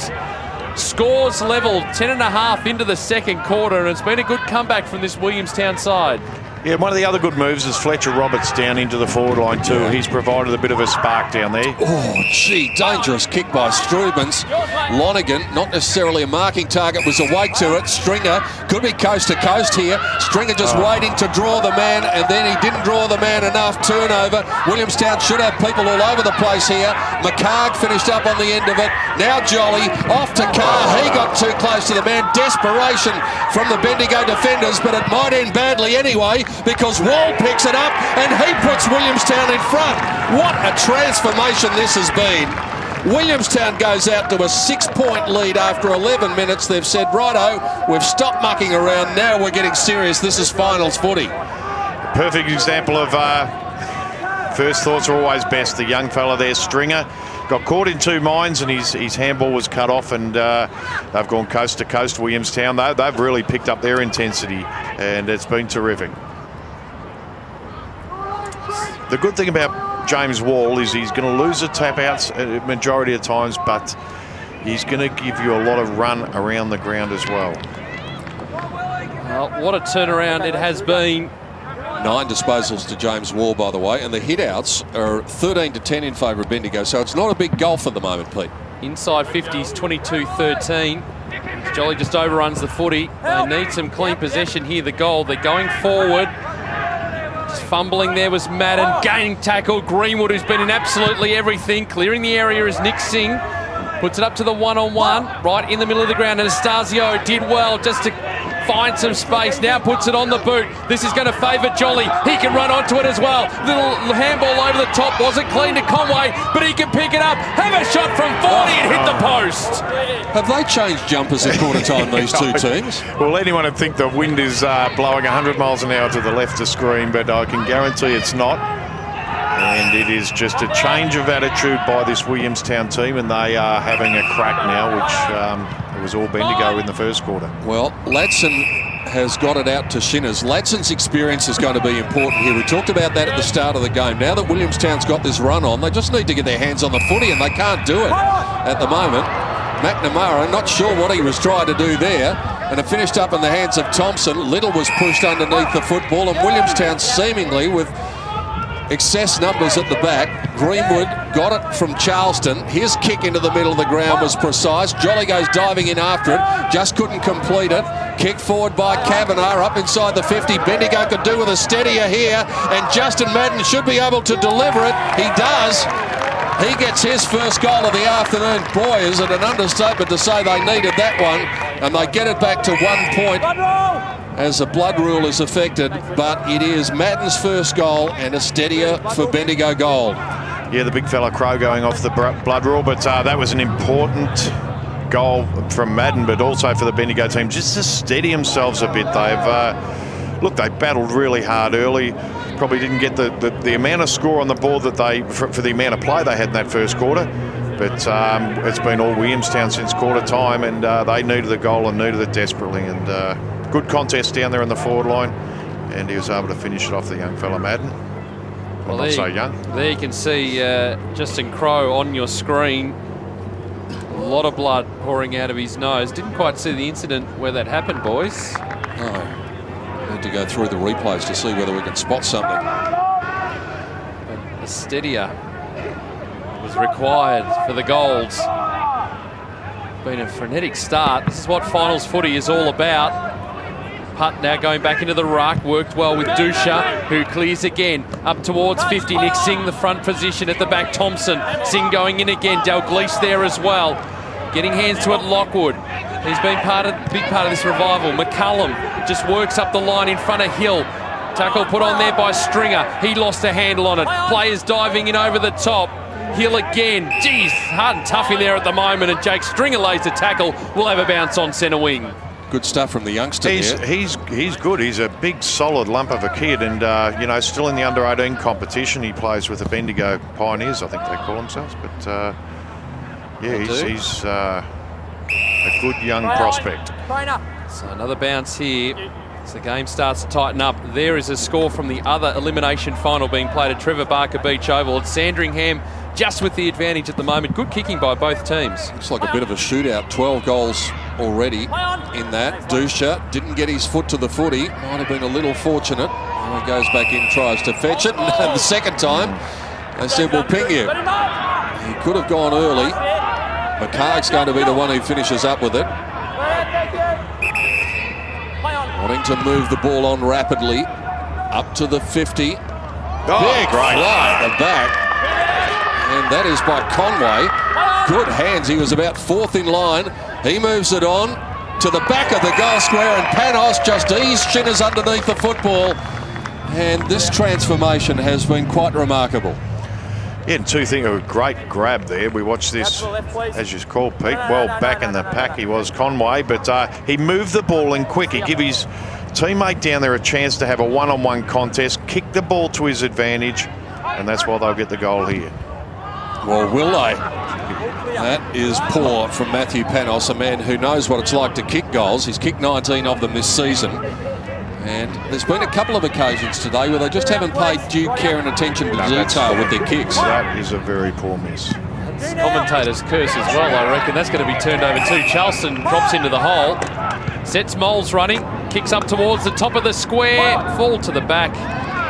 Nathan Peoples just getting the thump over the top. So margin extends to 3. The goal under pressure from the kick out. That's a much better option. Lonigan inside the centre square. He's got teammates running alongside. This is Collier. Takes a bounce, takes a second, runs through the middle of Northport Oval. Delivery brilliant. Oh, almost the mark, not paid. McNamara did well down back, and he finds Nick Singh. Singh goes up the line, looks for Lockwood. Well done. Dalglish just making life difficult for him. Vespremi takes it to the line. Freezer was the tackler. And so I think Bendigo steadied a bit here. Their intensity has lifted after that period, even though Williamstown have certainly got the momentum, but they've just stopped the bleeding a little bit for the time being. Moles at the back. Got his hands up in the air. Bouncing ball will be a difficult one to grab. Not for Shinners. He just takes it and goes. And then his passage was interrupted off the ground by Moles. Anastasio at the back of the pack. Will the ball sit obediently for him? Schultz there making life difficult. Hill arrives to help out the little fella. Schultz goes down to the bottom of the pack. Umpire hovering says my ball. Umpire Jared Waite calling good contest it was, because it would have been easy for Schultz to panic in that situation. And it was terrific work by Schultz. He really did have to work hard back, and Anastasia got a few metres on him, and I thought he was off and gone. McCarr gets third man up. Strubens is taken down. That's got to be holding the ball. How can that not be a free kick for holding the ball? Well, it might not matter, because Moles, after a great effort by Jolly, his kick is smothered by the approaching player. Moles goes in again. Stringer got his hands involved. There's another tackle. Carr gets his hands up in the air. Look for Panos. Clearing kick by Bendigo, gets it up to the wing, but I cannot understand how that cannot be prior opportunity and holding the ball, surely. Yeah, no, that was a missed free kick. He had plenty of opportunity then. Once again, was it Brett Goods? No. Too sure that. Yeah, it was. Once again, Brett Goods. Let's get down to Phil Cleary on the boundary line. Peter, what's wrong with you? You're not criticising umpires up there, are you? What are you doing, I'm criticising Peter? the decision. You're in trouble, Peter Donegan. You did that at the Olympics. You'd be in deep strife, my friend. Was it holding the ball, Phil? You were right, Peter. I was about 100 metres away. It looked like he got caught and he should have got pinged. So there you go. Justin Crowe. He's not moving well, Sam Lonergan. Justin Crowe's just got a nick on the nose, so he'll be all right. But I'll tell you what, the Bombers have just got to, the Gold have just got to hang on, because they're under immense pressure. If they come out and can just settle in the next 5 minutes, game's back on. But you keep at it, Pete. I'm with you on those umpires. Yeah, thanks very much, Phil. They do have a problem here, Reece. Sam Lonergan is afflicted by something. Yes, he's got a leg injury of some sort. Singh works with Charleston. Again, they go inside the 50. Long ball!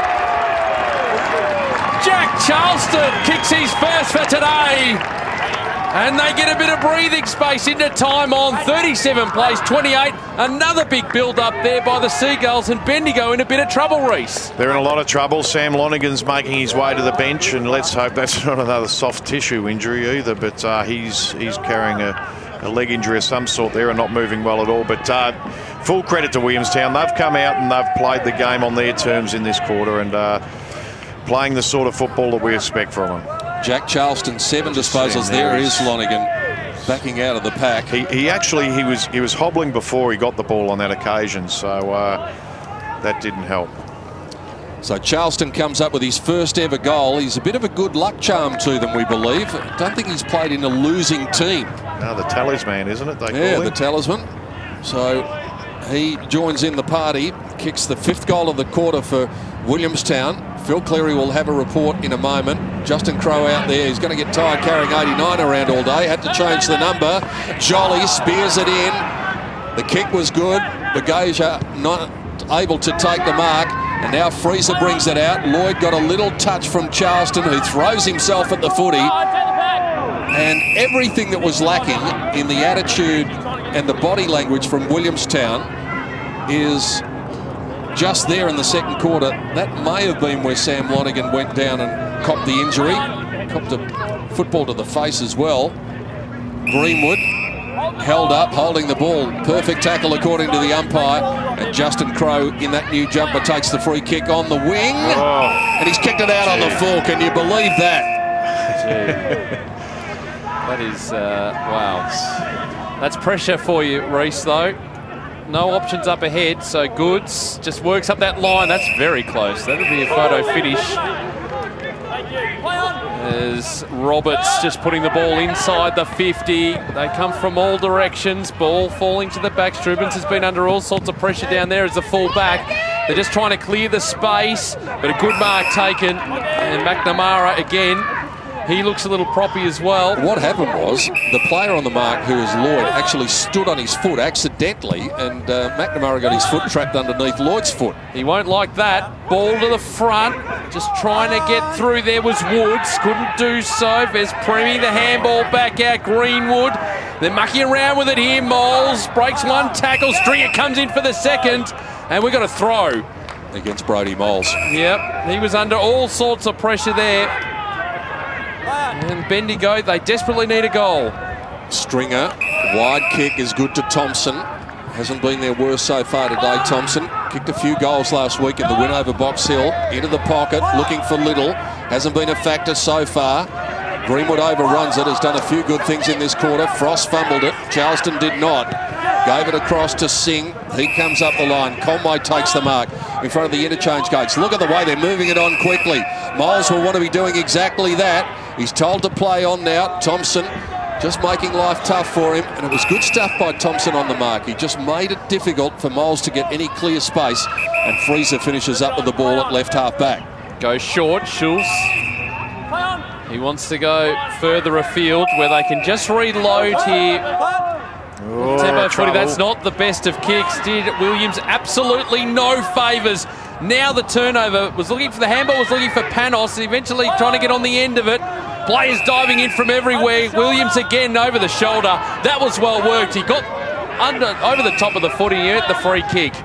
As he goes further afield, this is Crow, wearing number 89 if you're playing along at home. Freezer looks up, doesn't see much on offer, so he's just going to bomb it in long. Forwards fly, goes to the back. Little did well just to get hands to that. Then has to apply the tackle. Singh in there as well for Williamstown. Will have a bounce into attack for Bendigo. And a bit of push and shove too, which is what you want to see.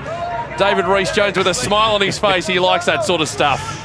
Yeah, there's no love lost out there, and both teams are having a crack, and that's the main thing. Well, the stakes couldn't be much higher. Loser bows out today in this elimination final, and Bendigo needing to wrest back the momentum. They trail by 9 points at the 25-minute mark. We've had 6 goals in total in the quarter. First quarter went 29 minutes, and we only had 3, so there's still a bit of time here. Wall knocks it down, and the tumbling kick going forward all the way to the back came from McPhee. And he comes up with a minor score when they could do with a major one. They have steadied just a little bit though, as we said. Gap just at 8 points, but Williamstown certainly with the whip hand at present. Singh just goes short.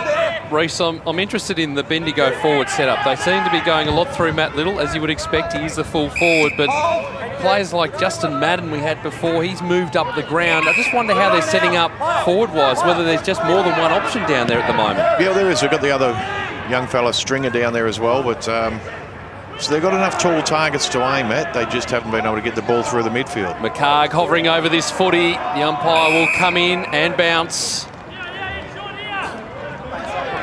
Well, we've seen Stringer move up the ground a bit as well. Hit that footy. Just on the transition, seemed to be a bit slow in getting back. Hill working hard, got the tap down, and there's a progressive score. Things tightening up at Trevor Barker Beach Oval. A free kick here, it'll go the way of the goal. Bendusha to take it. Now let's see how they set up down the ground. Working into the pocket, players flying from everywhere. That is courage personified. Lockwood, the front position. He copped the brunt of that, and he just bounces straight back up again. Have a look at this. And we quite often talk about, you know, when it's your turn to go and you're caught in an awkward position, you know what's coming, you just have to go, and that's what the young fellow Lockwood did on that occasion. Terrific work. Putt knocks it down. Dusha tried to get it on the way through. Rebounding ball, finishes up with Madden. It's very heavily populated area. Lockwood goes without the football, but that's a great second effort from the man who has just cleaned up. It is still alive. Umpire will bounce it this time. But the reaction from the Williamstown players when Lockwood backed into the pack was instructional. They got over to him and said, well done. It was your turn and you did go. You're right in front of the coach's box. It's pretty hard to hide there too. Yeah. That won't do him any harm at all. Dusha gets third man up. McCallum turns into trouble. Got the handball to Moles, who was standing there, and then off one step, gets it going about 50 metres forward. Roberts, the free kick's against him. Yeah, that was fair enough. The arm come up. We watch here. Yep. Not a lot in it, but it doesn't have to be much. Blood roll. Backhanded kick, please. Because you think the umpire might have been on the wrong side of that too. There's a lot of bandaging I think they're going to use today. There has been plenty of blood rules in this match. Freezer's going to have to wait now, and this will suit Williamstown because they can get back and structure up.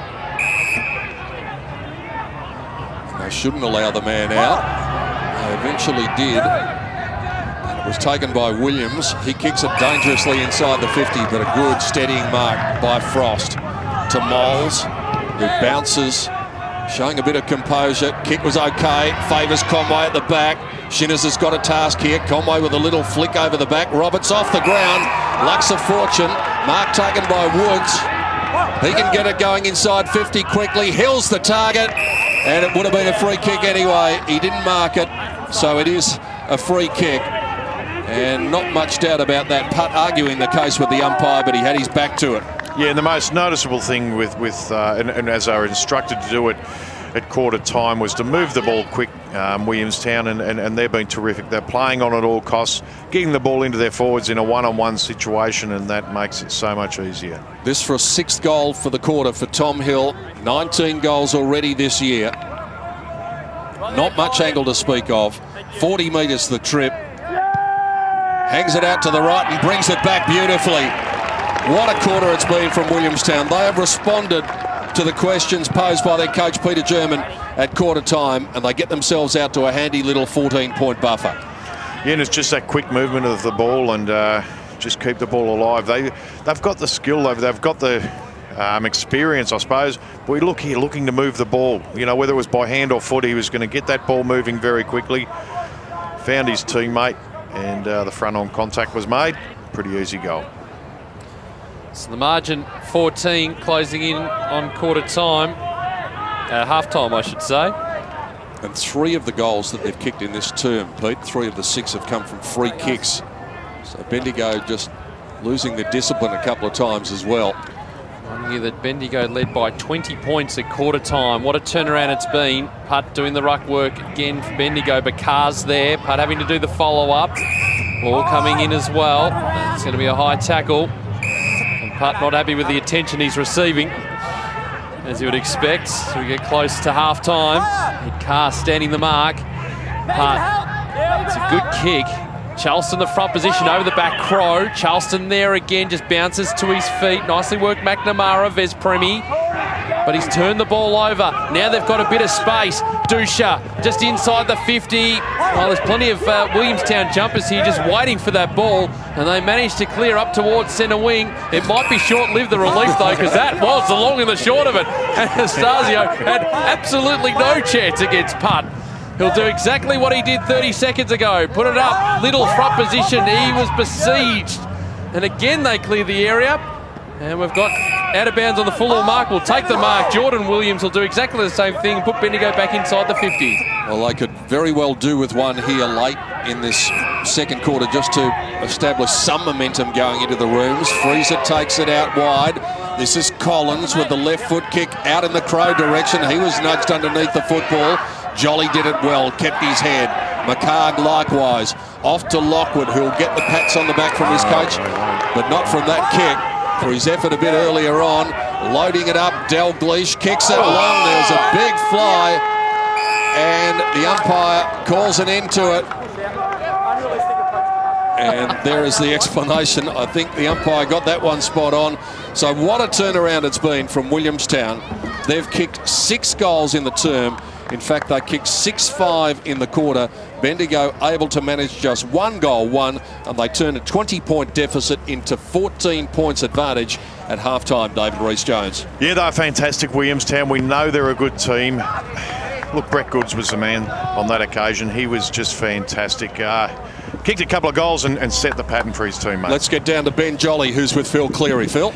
Well, Ben, you're the captain of the side. You've only got about 5 AFL. I think that's right. So it's a real standalone kind of performance. And first quarter, they had the energy. You got it back. How did you do that? Look, I'm not too sure. I wish we could eradicate that first quarter, Phil. That was probably the problem. But for whatever reason, we just took our time building into the game. I think that quarter we just basically went back to the basics. First in, first for the footy. Yeah. And we kind of, the ball just improved because of that. Brodie Moles in amongst it. Really setting it up. You closed them down, though. You know, you just stopped their energy. Yeah, it's funny. As I say, they seem to have all the momentum, especially going to that quarter-time break. But as I say, just change those few little things defensively, and you can stop the momentum. And as we all know, momentum's a big thing in football. And the old Willie machine, it's rumbling along okay still? It always will, Phil. Good man.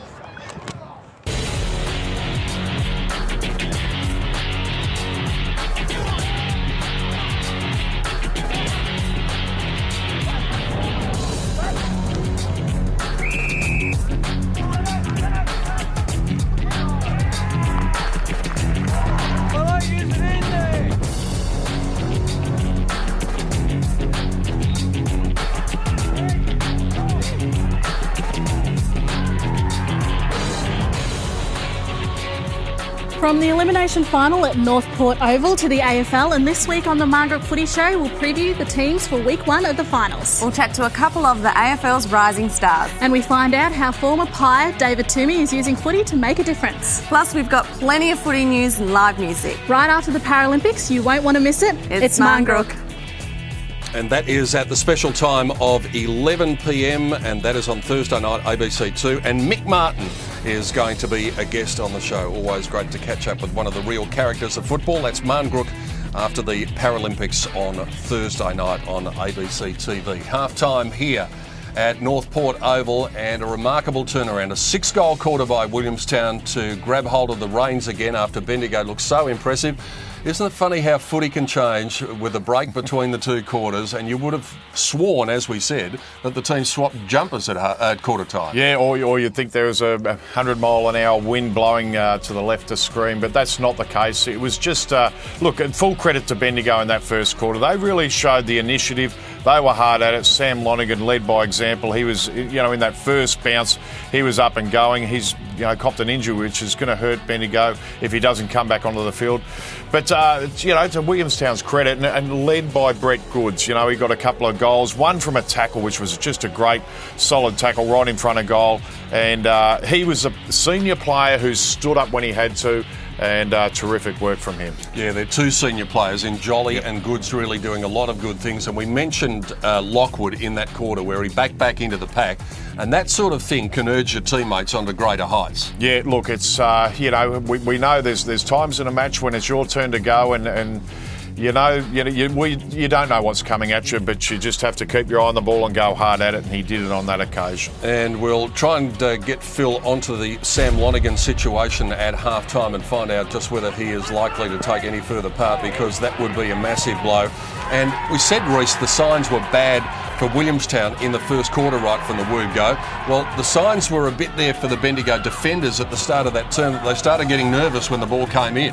Yeah, they were. And they weren't under any pressure earlier on, and they looked pretty sharp and they looked good, but the ball was being bombed in. But look, they were just terrific, and we see now it's all the blue jumpers around the play, and that's what happened. I mean, in the first quarter we could see the Bendigo goal. They were around the ball, they were hunting in packs, and then it was Williamstown's turn in that quarter. They got the rev up at quarter time, and their senior players responded, and that's what you expect. Justin Madden coming up with the only goal of the term for Bendigo. That was at the 13-minute mark. It did stem the flow to a certain degree because the gap was only 1 point at that stage.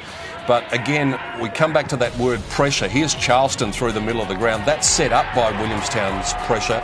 Every time there's been a contest, they have put Bendigo under that time constraint that you're going to have half a second less than you had in the first quarter. Yeah, and it makes players a little bit more nervous. But the other thing was the play on, style of Williamstown too. They got the ball, they moved it quick into their forward line, give their forwards an opportunity. Fletcher Roberts going down to the forward line was a good move, and that give them another target down there along with Panos. We've seen what a difference that a break can make, and Hayden Skipworth has obviously got to impart a bit of a message, but we did mention the fact that the stats tell us that Williamstown is a far superior second half team, so it's going to be a long way back here for the Gold. Yeah, but if they come out with that same attitude they had in the first quarter and just really attack the ball. Look, Sam Lonergan's going to be important. Let's hope it's not a soft tissue injury, which has been a blight on Essendon right throughout the course of the year. And he can get back out there because he really was a catalyst early and led by example. All right, let's get some impressions of the first half from the boundary line with Phil Cleary. Yeah, thanks, Peter. Well, it's fascinating, a game of football, isn't it? At quarter time, you really would have thought that Bendigo Gold were on the money. They had a lot of energy. They seem to be winning the contest. They keep getting to every 50-50 contest. And then in a blink of an eye, Williamstown, they get a rev up from the coach, obviously, about their game, and then they dictate terms in the way that Bendigo Gold had. But look, when you look at Bendigo Gold, be really honest about the lineup. You take Justin Crowe into the game. The big fella's played only 4 games for the year.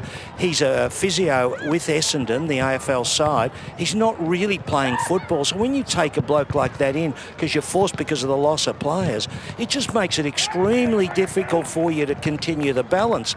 And this is part of the problem when you talk alignments. You know, you need to know that you've got other players in the pathway that you can pick up. And Gerard Fitzgerald talks about this so often, that he's always happy with a half alignment down at North Ballarat. And he's always got quality players to lean on in difficult times. And one of them, David Hale, starred last night. And, of course, he was a key player in one of Fitz's premierships. So when I look at it now, I just think that what they did, the Bendigo Gold, initially showed a lot of energy and a lot of commitment, but that is always going to be a problem in terms of whether you can sustain it.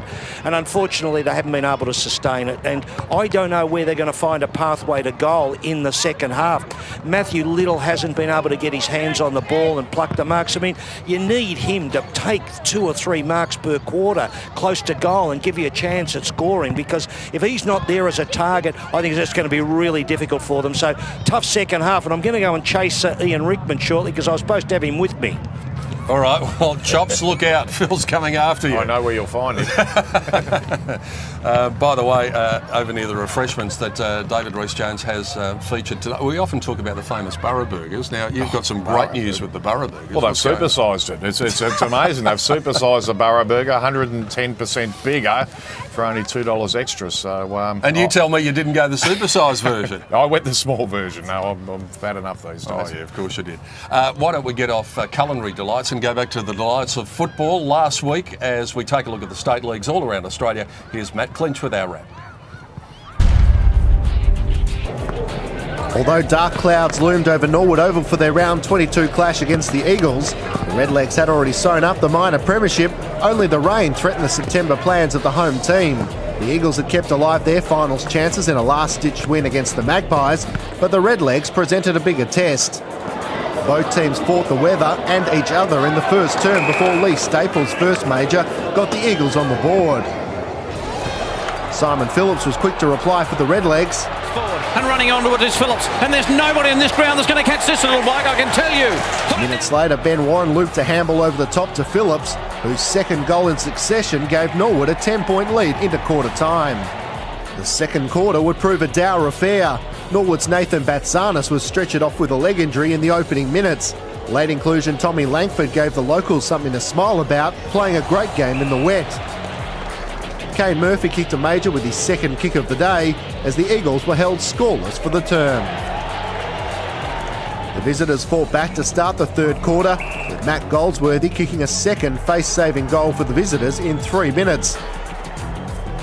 When James Gallagher was taken high, the players' frustration finally boiled over.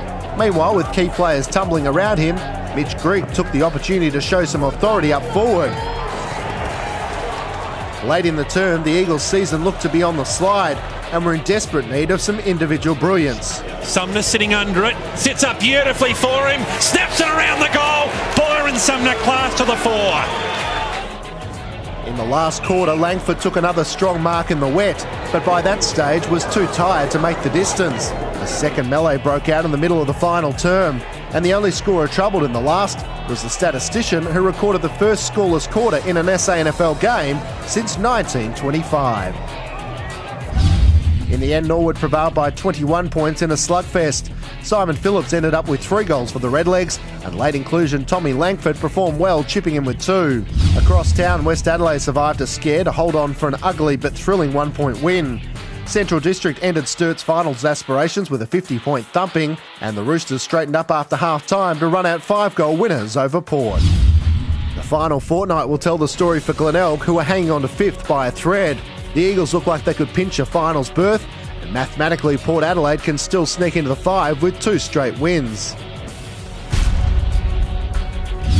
It was 3rd against 4th in the penultimate round of the WAFL. East Fremantle had their eyes on a home final and were full of confidence after thrashing West Perth a week earlier. A bet playing at home, East Perth's form had been shaky of late, and the side was missing Zach Clark and Michael Swan. The Royals were keen to make a winning statement in the opening term, a goal to Paul Johnson, their 3rd in a row. Yeah, this is close, this is home. The Royals fans stand and applaud. It took the Sharks the entire quarter to get on the board, but Jack Perham eventually read the ball best to mark on the goal line in the dying seconds. A screamer to Adam Pryor in the second tried to stem the inevitable fight back from the Sharks, and just before half-time, it looked like a rare goal to Daniel McCulkin might see the Royals take a controlling lead into the main break, but Brad Dick had other ideas. Sprints away with them, 2 bounces Brad Dick, gets to 15 metres, and that's as quick a reply as you'll ever see. With scores level at the main break, it stayed goal for goal for most of the 3rd term, as Dick again made the most of his opportunities. Minutes later, a handball over the top from Aaron Sweet ensured East Perth's Shaquille McKenzie would once again reel in the Sharks. But when Mark McGough snapped on the left, East Fremantle edged away to a handy 15-point lead at three-quarter time. The Sharks' lead was out to 26 points at the start of the final term. The bounce got away from him and Dick sockers through his 3rd. But the Royals weren't done with. Another slick goal from McKenzie, starting a run of 4 unanswered goals. The Sharks were threatened late but stood up when needed. He's done the job. He's put the margin back out to 7 points with his 3rd. A big win for East Fremantle, hanging on to beat an undermanned East Perth by just over a kick. Jack Perham, Brock O'Brien and Brad Dick all helped the cause by kicking 3 majors apiece, while Mark McGough was best of field. In other games, South Fremantle continued their good form with another win, this time over West Perth.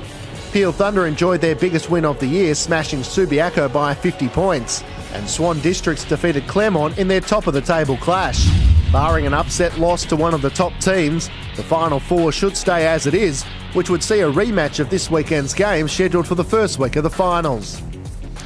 Matt Clinch taking a look at the footy around Australia last week in the various state leagues through South Australia and WA, and that scoreless quarter in the SANFL, the first for about 80-odd years. Well, certainly not scoreless Williamstown in that term, 6 goals to 1, and they lead by 14 points at half-time. Reece, we've already mentioned the importance of Sam Lonigan and the fact that he was one of the best players on the ground in the first quarter. Some real concerns here for him with an injury that occurred in that second quarter, and you picked it up. He was very much restricted after that. Yeah, look, it looks like it might have been a soft tissue injury once again, but he was very proppy after that incident, and let's hope, because he was such a catalyst, especially early in the match. He really set the pattern with his endeavour. He was hard at it, and by far the best player in the first half of footy, but he'll be a sad loss if he can't continue.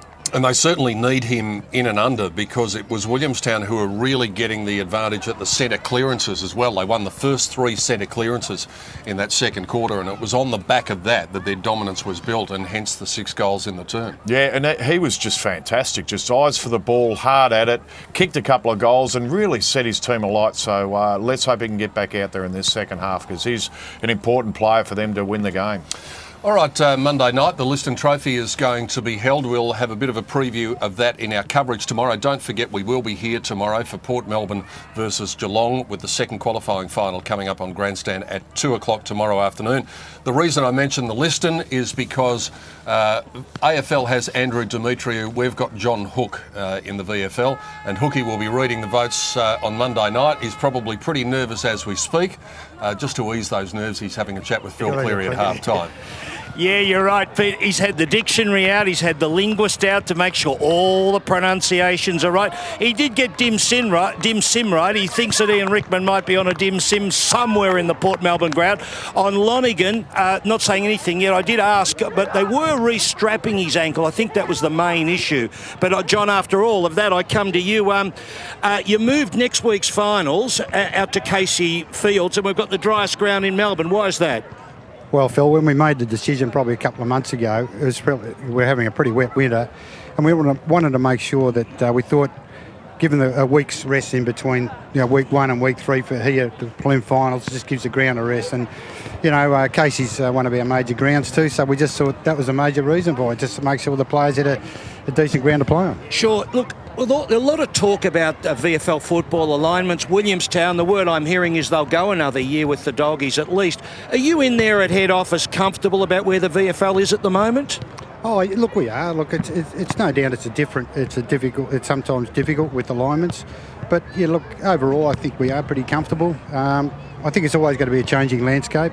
But we're dealing with that, and the clubs are dealing with that, so we're okay. And the quality of football, we're seeing a game here today, predominantly VFL players, only about 9 AFL players on the paddock. Are you watching it as an observer? What do you think of the standard of football? Oh, I think it's terrific. I mean, I've been locked in the ticket box for a while, but I saw the last quarter and Williamstown came back, and look, it's good. I mean, it's about opportunities, Phil. I mean, these kids get a chance who've been playing predominantly development league. A lot of these kids have been playing probably there all year, and they got a game final. It's a great kick by a young kid. Yeah. Frost, I think that long goal he kicked. I mean, it's great. It's good. Look, for some people who are a bit traditional about it, like myself, I like the idea of a handful of standalone clubs, but I'm saying to the AFL clubs, I've got no problem with aligned clubs. I think we can have aligned clubs in the comp. We can have some standalone AFL, and we can have some standalone VFL. You actually like that for the production of players, don't you? Oh, I do, and I think you'll always have that sort of combination, quite frankly, as long as there's and I think that what it does with more standalone, it does create more opportunities for kids to come through the pathway. And history is proving in the AFL, giving them a chance, getting drafted, they're proving to be pretty good players at AFL level. Are you in good conversation with the AFL and with the development people in the AFL about the role of the VFL? Why do we keep hearing rumours about, some breakaway clubs and the like? Oh, look, I've got to say, through Grant Williams, our general manager, and Andrew Dillon, the general manager of game development, the AFL have been very supportive of the VFL, of AFL Victoria and the VFL competition. So, no, look, they help us a lot more than what people give them credit for. Good work. And as far as the Liston, now you probably know who's won the Liston, so I suppose I can't ask you for a tip 1, 2, 3, but I can tell you. I can't bet, Phil, you know that. You can't bet. There's been a plunge on Sam Dwyer. My mate Paul Amy from Inside Footy said he is just skyrocketing. What do you make of that? I can't comment. Can't say anything about it. Do you like him as a player? My old man, my late father was an SB bookie, so I can't bet. Do you like Sam Dwyer as a player? Tell us that much. I do. Yeah, I do. I reckon he's a very good player. And he might even play with a broken leg tomorrow. Yeah, I heard he might come up tomorrow, so I hope he does. It's a great effort if he does. There you go. I don't know whether that means punt on Sam Dwyer or not. Hookie can't punt on him. I don't know what it means anymore, but they reckon he's going okay. But I do know he's short. I just want to say something to the dulcet tones of Peter Donegan over there. I have got Marigliani down pat, if that comes up all right. There you go, Peter. He's got it right. All the best. Yeah, he's got it right today. He's got to get it right on Monday night. Tell him that, Phil. Got to get it right on Monday night. Don't worry about today. This is just a rehearsal. Good on you, Hookie. Thanks very much to the General Manager of Operations of AFL Victoria, John Hook, speaking with Phil Cleary at half-time. Doesn't look like Sam Lonigan's come out for the second half, David Rees-Jones. No, that's a blow for Bendigo. It's going to be very difficult for him now. So what can they manufacture? They've got Madden drifting down the forward line, Little operating out of the goal square at the start of this term. You would think that Matt Little is probably going to have to kick 4 or 5 goals in the second half. This is interesting. Every Williamstown player in the forward line has moved down virtually inside the goal square. And so Pagan's paddock, is it, or the opposite, really? They've gone with a 6-man forward line. No one near the edge of the centre square to the right of your picture at the moment. Maintain, mate, play on. And they're still not leading up to the footy yet. Collier, that was good contact from both players who ran down in the centre at the footy. And not sure just what happened there. Carr comes through the middle, hits Vez Premi on the lead. It's Dusha, the man who is down, I think. No, it's not. It's Ladson. And he's holding his right arm, right hand. So he's got a real problem. They can ill afford that. Vez Premi loads it up and kicks a bomb from inside the centre square. Patrick Vez Premi with just the start that Williamstown wanted after 45 seconds of this second half. And psychologically, that is a massive blow in the first minute. And that is just a terrific kick from well inside the centre there. Cleared it pretty easily. A terrific kick. He's got good skills, Vez Premi. That's why they cleared out that space in the 50. They didn't need it. Well, they didn't, but it was extraordinary, and they're doing it again now. All the 6 forwards are basically standing around about the top of the goal square, and the half-forward line is wide open. As soon as that clearance comes, they all start running. They've got plenty of leading targets. The way they're operating here is that ball drifting outside the circle will redo it. So it means they've got to reset back again. The forwards for Williamstown back into the goal square. You're playing ring-a-rosy there at the moment. The defenders don't know what's going on. There it is. There's a good illustration of it. Look at all that space. As the ball is bounced back in the middle here. Jolly just trying to get the clearance. Did well, just bumped off Dusha. Back to Wall. Dusha just bumped off the footy again. He's having a tough time of it. Anastasio did well. Brought down for holding the man. And they'll have the free kick. So let's see what the forward setup can do here. Still a couple of players still remaining in the goal square to provide leading targets. Anastasio just goes long over the top. Handball in Vez Premi. McCarg, they've worked this out beautifully. Shot at goal. Panos puts it through. They're looking good now. Matty Panos kicks his first for today. The margin blows out 26 points, early stages of the third quarter. Yeah, and terrific work. We see Vez Premi with a good handball inside there, which really did open it up. And they've got the setup happening. They've got the running, and they've got their confidence up at the moment. And good finish there by Panos. Centre breaks 11-5, Pete. Yeah, the match. Have to think, Pete, it would take a minor miracle from here. It was 3-2 at quarter time. So since quarter time, it's been 8 centre clearances to 3 in favour of Williamstown. The disposals, by the way, in that second quarter, they had 102 disposals to 52. That is about as dominant as you could see it. We're going to have a recall of the bounce here from umpire Matthew Oakley. And this time he'll throw it up, so the ruckman will have to restructure here because the centre is so hard that the ball has been rising high. That time Wall able to affect the knock. Goods thought about it. McCallum got it. Finished up in the hands of McNamara. Carr dropped what he should have taken. They would have been away too. Through the middle of the ground. Ladson's recovered. Tries to hook the kick towards Stringer, but he had 3 to beat. And just getting numbers at the contest at the moment. That's a really good kick out to Moles. Terrific stuff. Didn't have to break stride. Now he's told to play on. He's going to try and turn his man. Gives it back to Charleston, who kicks inside the corridor. Jolly goes to ground. He's got a problem now. McCarg's there just to help him out. Stringer with the tackle. And he dodged a bullet there, Ben Jolly, once he went to the ground. Very unlike Ben Jolly there. He's normally pretty sure with his hands, but just fumbled. Mate, it's just been slightly out of his reach. Putt gets the front spot and hits it out in the Witkowski direction. McCallum just with the handball away in the nick of time. A bit of cartwheeling going on behind play as Frost brings it out, and McCarg finishes up with it at right half back. It's the wrong sport for you, Pete. You weren't over the gymnastics of the Olympics. As this ball one-on-one contest, that's a great mark. It really is. Ben Dusha throwing his body at the ball. He's a beauty, isn't he? Yep. Coming up with it, edge of the square. Will go short. They've given Dalglish plenty of space. A little handball. Finds his teammate in Nathan Peoples, who just throws it on the boots, and that's a good mark. Gee, they did that well. Collier takes it. Now, he's thinking about giving it off. The umpire will set the mark. It looks like he's going to do it. CVJ. Yep. Great camera angle. Gets around. No, it's going to miss short. One behind. Margin 25. They need goals desperately here, the Golds, to keep in touch with this rampaging Williamstown side. Rampaging is a good word for it, because they have kicked now 8 of the last 9 goals since Bendigo kicked those 3 first quarter goals. There's Premi. Greenwood was instrumental in the second quarter turnaround. He was really good, the youngster. Here's Wall, who's been good all day. He's been cast into a very important role today, having to do the bulk of the ruck work. Good running by Vez Premi. This is his 3rd disposal in this passage of play. And then he had the confidence to take on putt on the mark. Panos, the goal kicker, marks it out in front of Freezer. Wheels and deals. It'll come to the back. McCard was awake to that fact. He's got a man running through Witkowski. He did it himself, though. Kwame McCard kicks the goal, and they just can't miss at the moment. They're really putting Bendigo to the sword, and it's going to take a minor miracle for the goal to get out of this. Yeah, it will, and they need to make some changes and some moves, but look at the skills of the AFL players these days.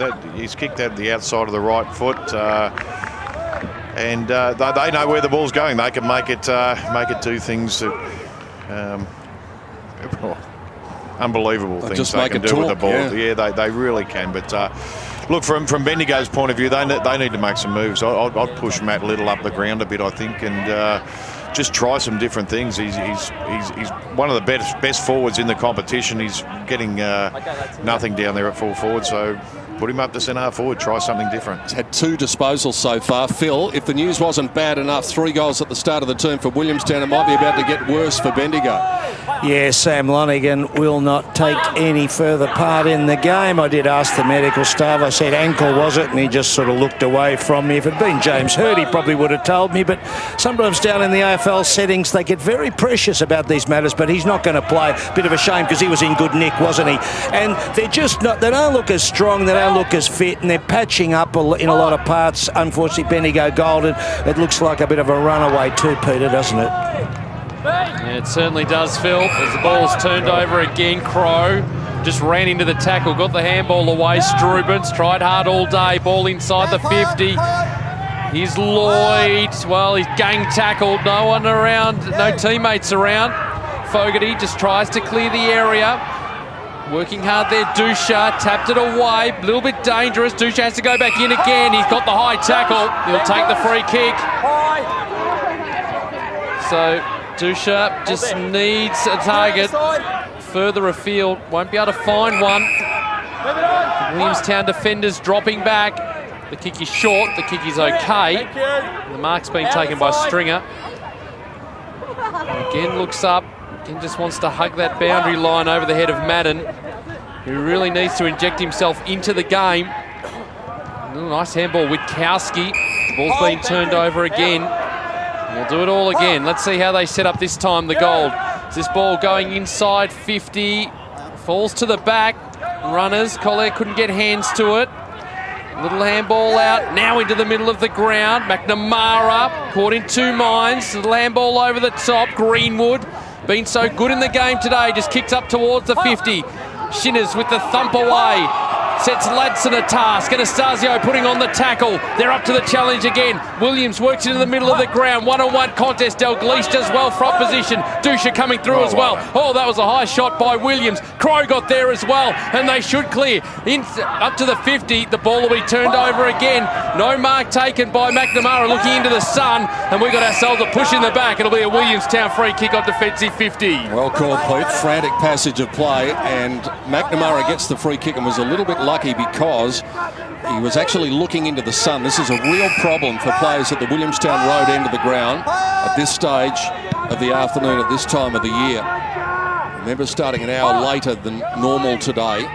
Roberts keeps it in play a bit too easily. It's a touch ball, didn't matter because it goes to the back of the pack. Williams running onto his left foot.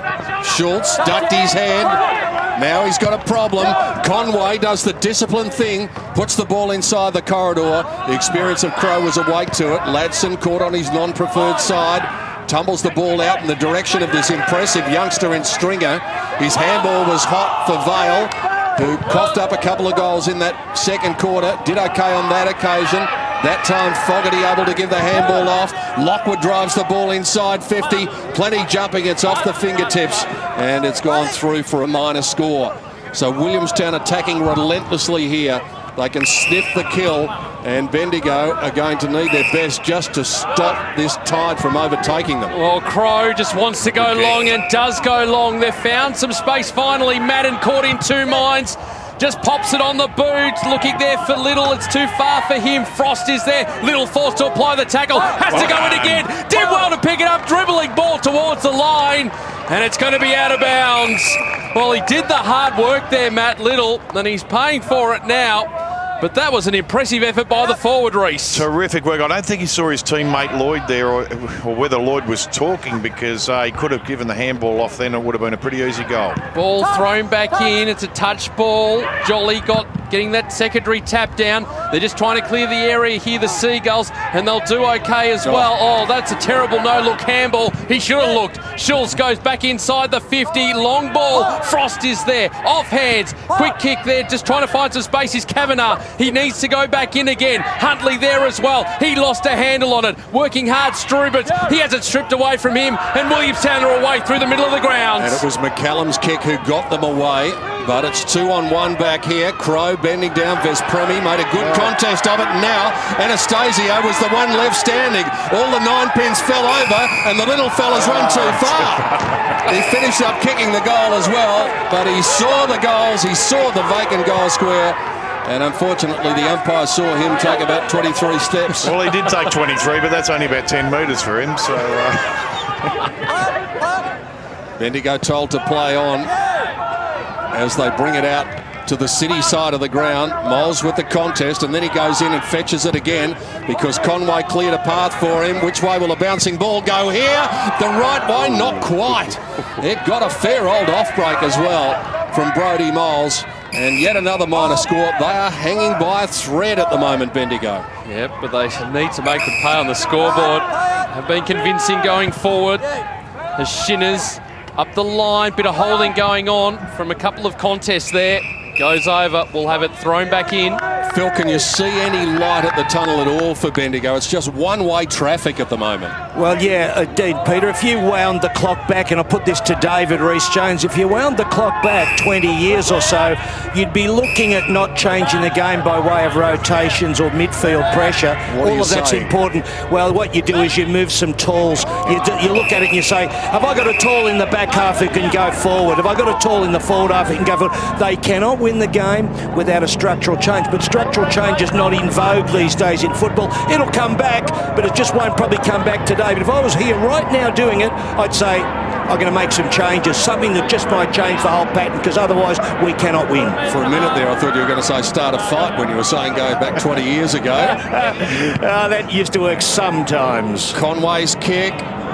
It got there towards the end, very nearly hit the post, but it's, again, another minor score. So they're doing it by degrees. It's a bit like the water torture at the moment. It is 34 points the margin. Ladson told to get on with it. That kick is okay. They need to take risks. They need to play on in these situations. They need to move the ball quick. Otherwise, they're just kicking to one-on-one contests. Oh, big fly over the top. No mark. Play continues. It's right near the line. Frees up. Again, working hard. Vale brought down in the tackle. Clearing some space, or trying to anyways. Fogarty, he's wrapped up in the tackle. Stringer there as well. I wouldn't mind seeing another look at that. Putt flew high. Just couldn't bring it to ground. Well, he used his teammate as a stepladder, and I'm not sure Josh Fraser would be appreciating that. As the ball again going forward for Williamstown, but again it's being cut off. Ladson having to work so hard down back today. Finds Crow into the middle of the ground. Collier, can he generate some run for the gold? Long ball inside 50. Little, well done by Frost. Nick Singh is there. Little handball over the top. Ball was taken high. And there'll be a free kick. It'll go Williamstown's way as we see it on the replay. Yep, definitely over the shoulder. And he let the umpire know all about it too, if there was any doubt in the umpire's mind. Moles has got a man out here in McNamara. Over the top, he's got Charleston. So they can run. Charleston, good chase here. He needs to get rid of the kick quickly. And he did. But chase coming from Bendigo. That's nicely done. Good delivery inside the 50. And they're going to finish up with a shot for goal. The chase came from Harrison Huntley, which was a good one, but it didn't stop Conway taking the mark. No, he's a terrific kick, young Charleston, and that was a pinpoint pass from about 50 metres. So terrific work there, and Conway is going to have a little bit of left to right on it, so we should be aware of that. Had a rehearsal a moment ago, probably from a bit further out than this. And he hasn't learned his lesson because he's kicked it out of bounds on the full. That was a shank. Jeez, like watching me playing golf, Reece. The old slice. Wow. And that was me punting. Schultz to take it. Last line of defence. And short, that's okay. Freezer. Just works across the ground. Kavanagh will just go short. And you can see all that empty space ahead of Nathan Peoples. Just saw it in our screen, so they're just trying to work the one-on-ones here. Williams. David Rees-Jones mentioned earlier, they just need to take the game on. But the defence has tightened up since quarter time for this Williamstown side. The margin 34 as we tick towards time on in this third quarter. The mark's going to be paid.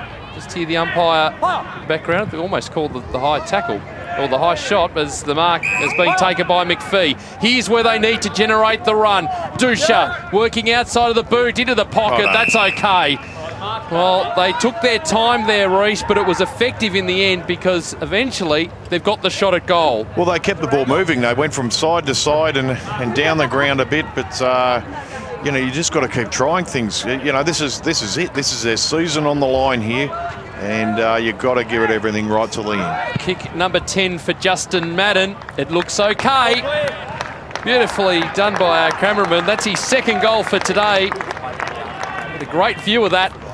And, well, it gives them just a glimmer of hope, but a goal against the tide of play. 64 playing 36, 17 minutes in. If they could maybe get another goal of two, they could make a game of it in the end. Well, the good thing was they were prepared to run and share and shift. Went across the field one way, went back the other way, till they found an opening, and Madden was able to put the goal away. They just got to take as many risks as possible. It doesn't matter if you get beat by 20 goals, 30 goals. You've just got to have a go and right till the end. This is their last match of the season if they get beat today, and that's the way they should be treating it. And it was a bit of the experience of Trent Shinners, who was the man who redirected that kick from the other side of the ground, which has been the attacking side. Well, he's gone into the ruck, which I think is a good idea. And he's opposed to Wall, and he got the tap. Nearly found Collier with it, had to go in and fetch it himself. Jolly finds him. A couple of the really good VFL players there. Williams' kick didn't go 15. Wall to Charleston to Lockwood. And yet again, the centre clearance goes the way of Willie. Good kick by Lockwood. Out to Jolly. Jolly's got a man leading into the pocket. And it was very good delivery. And Matthew Panos is the man who takes the mark and will go back and kick for the quick reply. Yeah, not much Freezer could have done there. He had the space and it was a good kick in there. You can't stop those ones. Good hands from Charleston to set up the string of handballs through the middle, which eventually saw Lockwood find Jolly. Panos to cap it off and to get it out to more than a 5-goal game again, but we could see from the camera behind the goals that he always pulled that one to the near side. 1 goal, 2 to Matthew Panos today. 19 minutes into the third quarter. Bendigo continues to hang in there, but 29 points. They don't want it much more than that. So Ladson to bring the ball back in for the Golds. Well, he's being told to get a move on, but options are sparse as he kicks long. And that's actually a very good option in the end. Trent Shinners, here's where that run can come from. Travis Collier takes a bounce, has another bounce as well. Looks ahead of him. It's a flat-looking ball. It's no good because it's been cut off. Well, they've just got to work hard here, the forwards for the Gold, and here's their opportunity coming. Working around the corner is Williams. Well, missed the lot. Really had time to steady there. He had Justin Madden over the top as well. He had the handball over the top. There's a progressive score from the other elimination final. Box Hill getting the job done over Sandringham. Their game 10 minutes ahead of ours at the moment, Pete. They started at 2 p.m. That would be a mighty win for Box Hill. When you consider Sandy's at home. Hill gives it across. Jolly comes up the middle of the ground. What that also will be great for Hawthorn too, to have their their alignment playing during the final series. The kick is cut off by Thompson, who loads up inside the 50. Madden at the back. He goes to ground. Now he's got a problem. He's got a big problem there. Could only be one decision. He feigned that he was trying to get the ball out, but no one's that good an actor. The minute that he went to the ground, he was in all sorts of trouble. And so Williamstown able to work it out through Hill. Gets it outside the 50. There's a bit of contact going on. Actually made a path for Panos, who gives it off quickly. They come through the middle of the ground. McNamara's handball just a bit hot for McCallum. Strubens goes back in, didn't handle the ball cleanly. McCallum stuck at his task. Here's Jolly. Little handball away. McCallum, Carr, Moles. He kicks the ball a long way, even off one step. Well, there was a bit of confusion between the Bendigo defenders there. Well done by Crow. He just tried to make up for the indecision. Goods gets over the top of the footy. Now an opportunity. Vez Premi tumbles it in. Conway, the bounce, beat him. Look away handball by Crow to Peoples. And Bendigo might be able to breathe a sigh of relief. But again, Willie with the numbers. Again, Brodie Moles. We said he kicks the ball a long way, and he decides to use that. Unfortunately, he didn't get hold of that one, but it works out because Panos has got it, and he's got a man standing in the corridor, leading in the corridor. Well done by Hill, and that might just about be it the way this match is going. Hill has kicked his second goal. Good vision by Panos, and Williamstown are out beyond 5 now. Yeah, he might have been a little bit lucky, Panos. He did give a bit of a nudge. We watched the ball come in here from Brodie Moles, and it wasn't a great kick, and he was able to just nudge his player under the ball. He looked up then. I think he was expecting the whistle to blow the other way and the arm to go the other way, but went his way and moved the ball quickly. Forwards never look for a free kick the other way, though, Reece. You know that. They all look up at the umpire and wonder which way he's going to point the arm when they give a little shove like that, but he got away with that. Well, they're really missing Lonergan through the middle of the ground now, aren't they, Bendigo? Yeah, look, his attack on the ball and his fierceness was fantastic, especially in that first quarter. And yeah, they haven't been able to fill the breach there. But look, I'd like to see him make a few moves and just change things about. Matt Little's been well held by Jack Frost down there, and you know, push him up the ground a bit. Try some different things. Try a different forward. Try the young bloke stringer down there. Whatever the case is. Park him in the goal square. There's the ball. Let's see, right in the middle of the ground. Beautiful setting here. Northport Oval, September afternoon, into finals. Stringer. Selling his teammate into trouble. Didn't have too many options. Charleston, who's been brilliant today. Little handball off by Wall. Inside the 50, Lockwood just puts it up high. Front position, looking there. Vez Premi can almost pick it up again. Panos trying to extract. They're under all sorts of pressure. Freezer, beset upon, working hard. Dusha. Anastasio works around the body. It's an open goal square. It's going across the face. It'll hold up. It'll go near the line, and we'll have it thrown in. Phil, is Matt Little off the ground at the moment? He is, look, he's got a corky, and the word is it's the first time he's run for a week. Got the corky last week. Every time he goes off, he works on the push bike, and he's got it heavily strapped, of course, tonight. It's very interesting, taking up David's point. I agree. Yeah, you've got to try to restructure. Isn't it good? You watch Shinners go into the ruck from the back half. He's been good.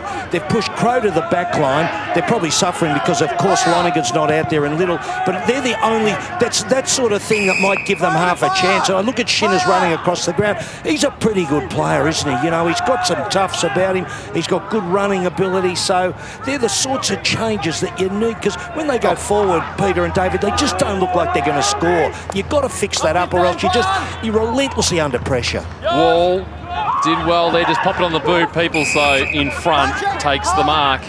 Yeah, but you've got to wonder about reward for effort. They're working so hard to try and get up the ground, Bendigo. They're going to tire in the final quarter. Well, Trent Shinners is a prime example of that. At the top of your picture, after that contest, hands and knees. Now, the ball's coming towards him. Is he going to be able to find an effort here? He's had it. He's just laying over the footy. But again, it's a 2-on-1 contest. The Williamstown players coming across to try and create the 2-on-1. Yeah, they're holding their structures very well, Williamstown, and it's making it very difficult when they are coming forward. Shinners just goes for the volleyball spike and had an air swing. Wall trying to shovel it out. Moles, again, getting good purchase off a kick. He's amazing like that, Brodie Moles. He's one of the few players in the game who off one step can kick the ball 50 metres. Yeah, look, there's nothing wrong with his skills. He's been a terrific player in this competition. He just has been one of those players who, very good in this competition, struggles at the next step. Only 17 AFL games. Greenwood's handball, high one on Williams. Might have been a bit fortunate because he was falling at the time.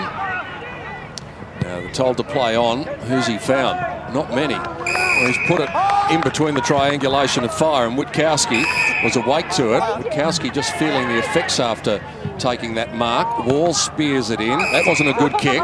Can Thompson get them on the turnaround? His kick was really good. He pulled it into the middle of the ground to Madden. He's got a man streaming forward, and that man is Matt Little. Not bad for a bloke who can't run with the corky.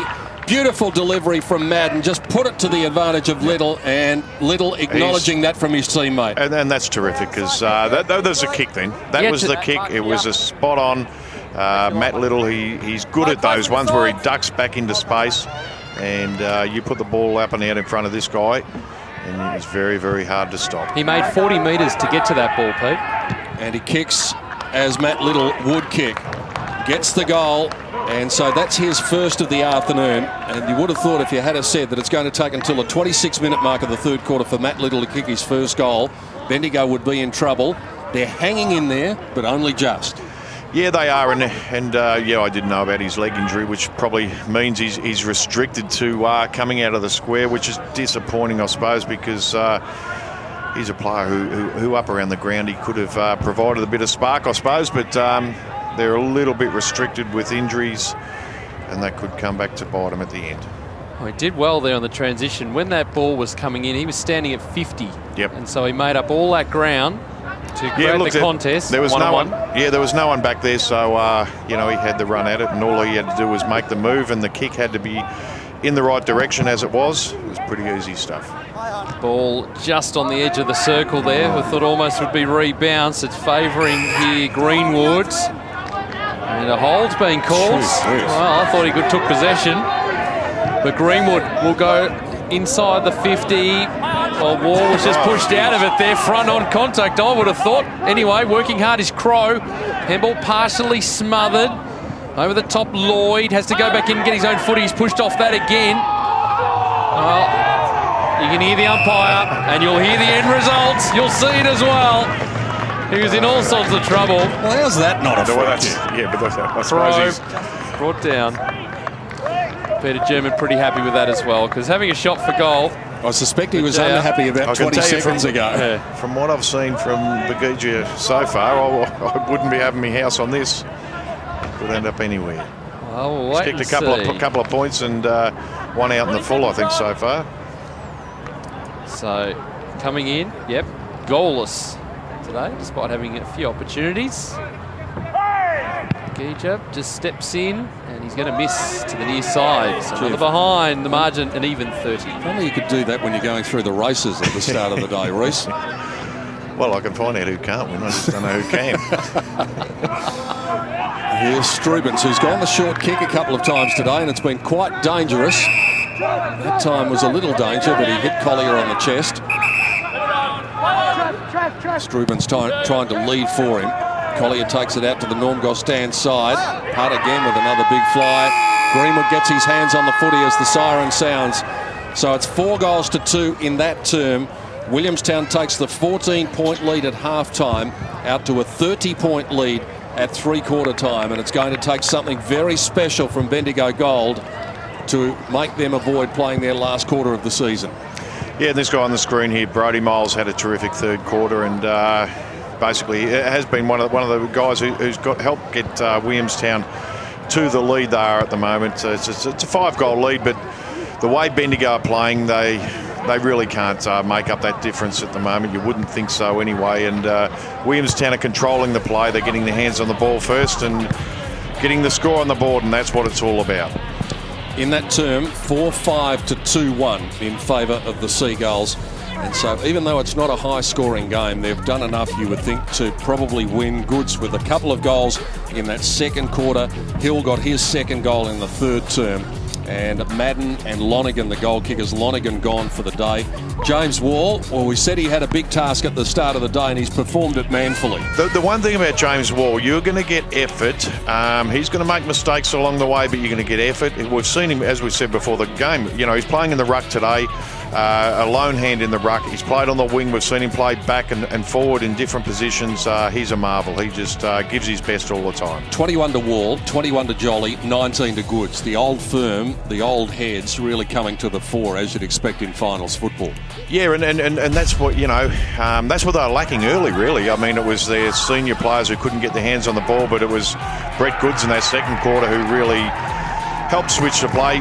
Matthew Panos had a good quarter, did some good things. So, McCarg, he was kicking a goal. But they're just dominating the play at the moment. They've got all the run. Bendigo, they're trying hard. They've got a undermanned team. They've got some injury problems. So, they're battling on manfully, as you would expect. It's the last game for the year, and you'd expect them to fight it right out till the end of till the final siren. And I guess you can give credit to Bendigo too, Reece, because after that goal from McCarg, the margin was 31 points, and that was at the 6-minute mark, and they've just maintained that balance. So it's 30 points at three-quarter time. So for the last 24 minutes or so of the term, they kept the status quo, but it's not going to be enough for them, obviously, in a cutthroat final. They need to make some inroads. Yeah, well, they do. They need to get some score on the board, and that's the problem. Where's that score going to come from? And they've lost some run through the midfield with Lonergan, which he was just playing terrific football, and it's a shame he's off the ground, but there's a terrific kick in there by Madden to Little, who was able to convert there. And as you say, Pete, they're hanging in there, and that's a good sign. And it shows some qualities, shows they've got a bit of pride in their performance, and they're not going to give the game away. Now, watch Sam Lonergan, number 64 here, and look at the ankle there.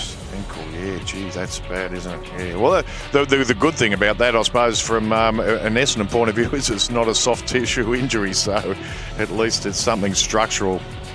So the disposals at three-quarter time. Look at the handballs. And 69, 62 more handballs. So 269 to 187. They are just completely dominating with the ball. And since quarter time, that would have been because they've run, they've shared the ball, they've taken the game on Williamstown, which they weren't doing in the first quarter, but. And that was full credit to Bendigo, but since then, sharing the ball, and that's where you see the stats with the handball up 62.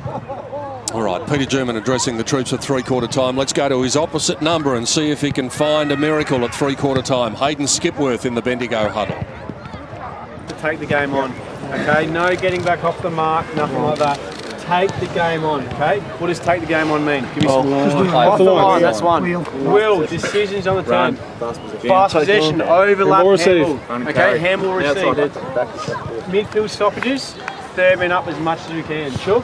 Yep. You want to go on the ball? Yep. And your job is to get third man up as much as you can, Trav. Yep. You communicate with him, okay? Let's get the ball going outside wherever it is. Let's make sure we have a call. Let's make sure we have a call. And let's get the ball on the outside. If not, Trent, you're getting the ball to the outside as well. If we can go third man up, we do it. If not, Trent's third man up, okay? We cannot go back into defence now. It's all out attack. It's where we're going to lose by 10 goals and come back in the game, okay? Take the game on. If we can kick the first couple, let's see how they respond. They're going to go very, very safe, very defensive, and that's when we just keep coming at them, boys. That's how we're going to push up. Boys, 30 minutes. 30 minutes to go of your whole season. Think of all the work you've done, okay? All the rehab, all the training sessions in pre-season, all the training sessions during the year.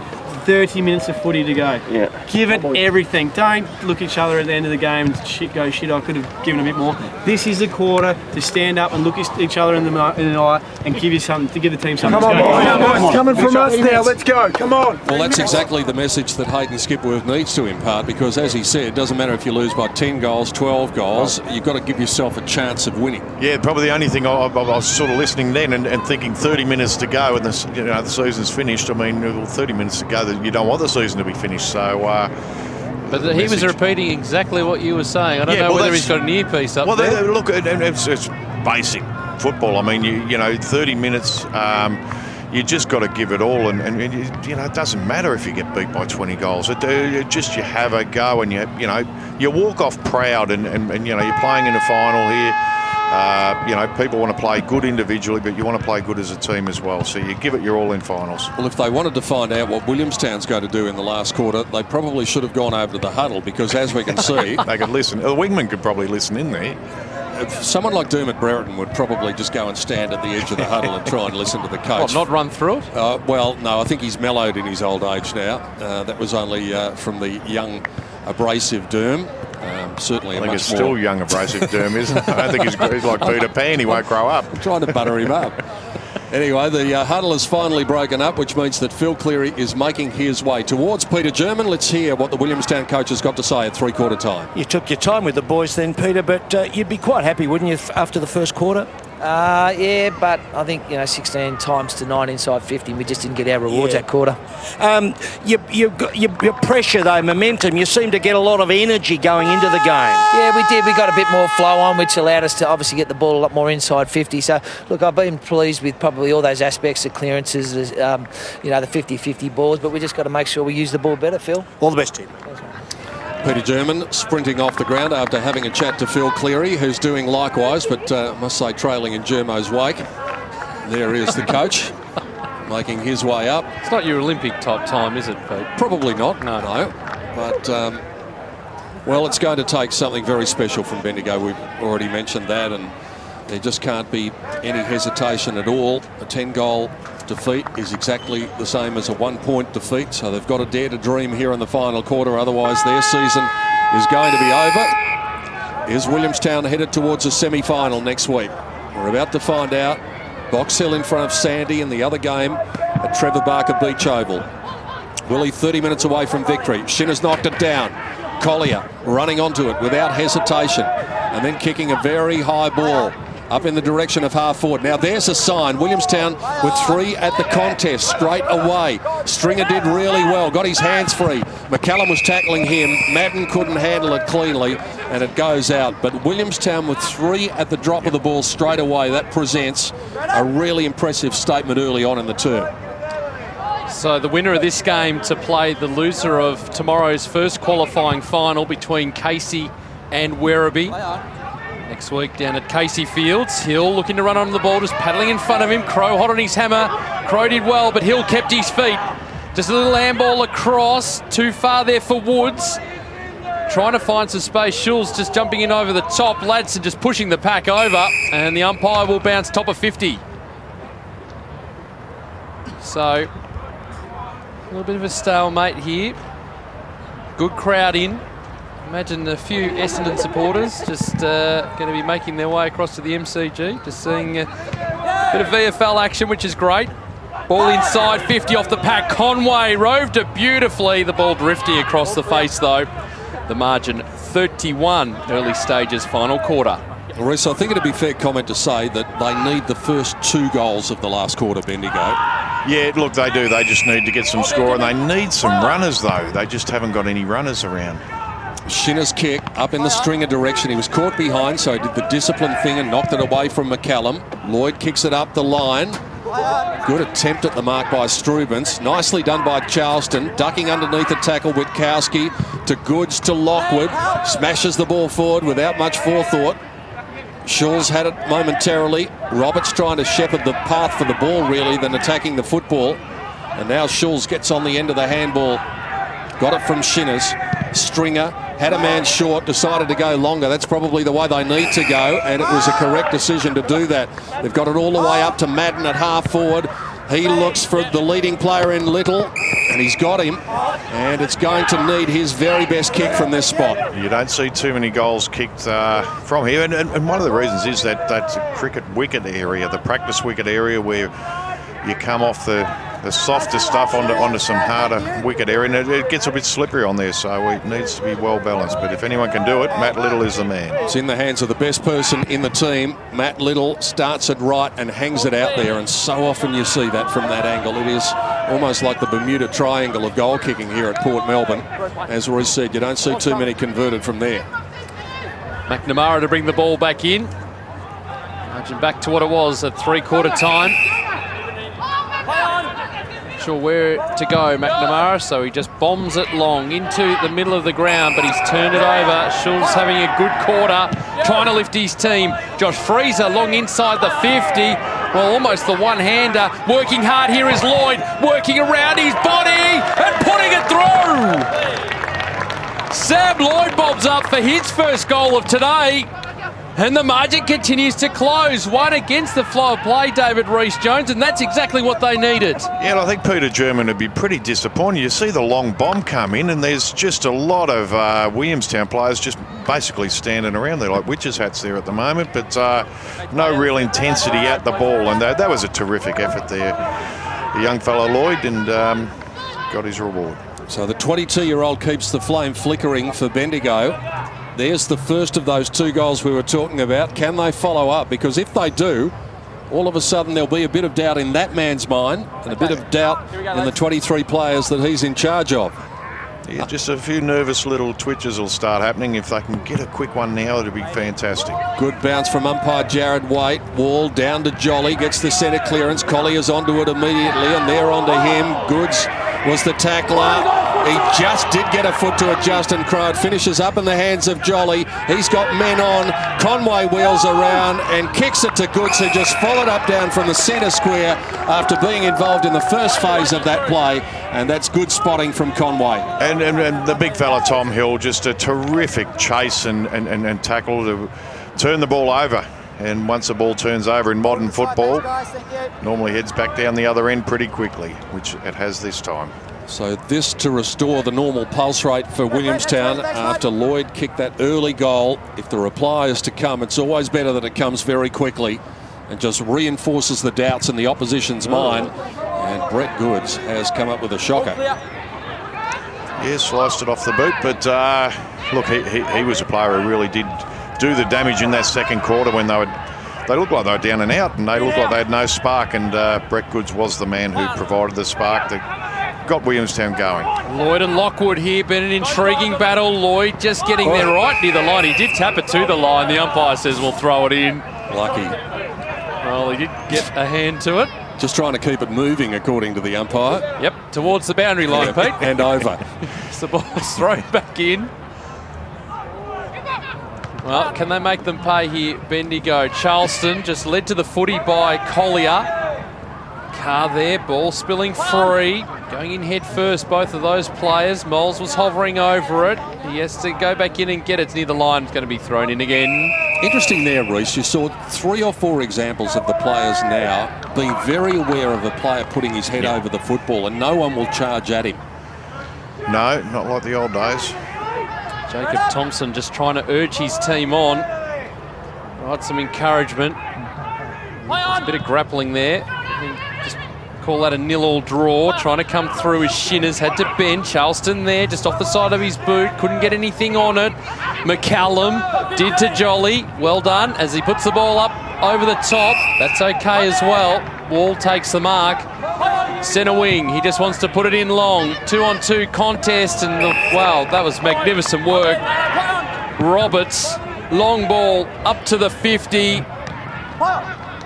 Bobbling around, Williams just leaves it for his teammate. Handball over the top, Peoples just throws it onto the boot.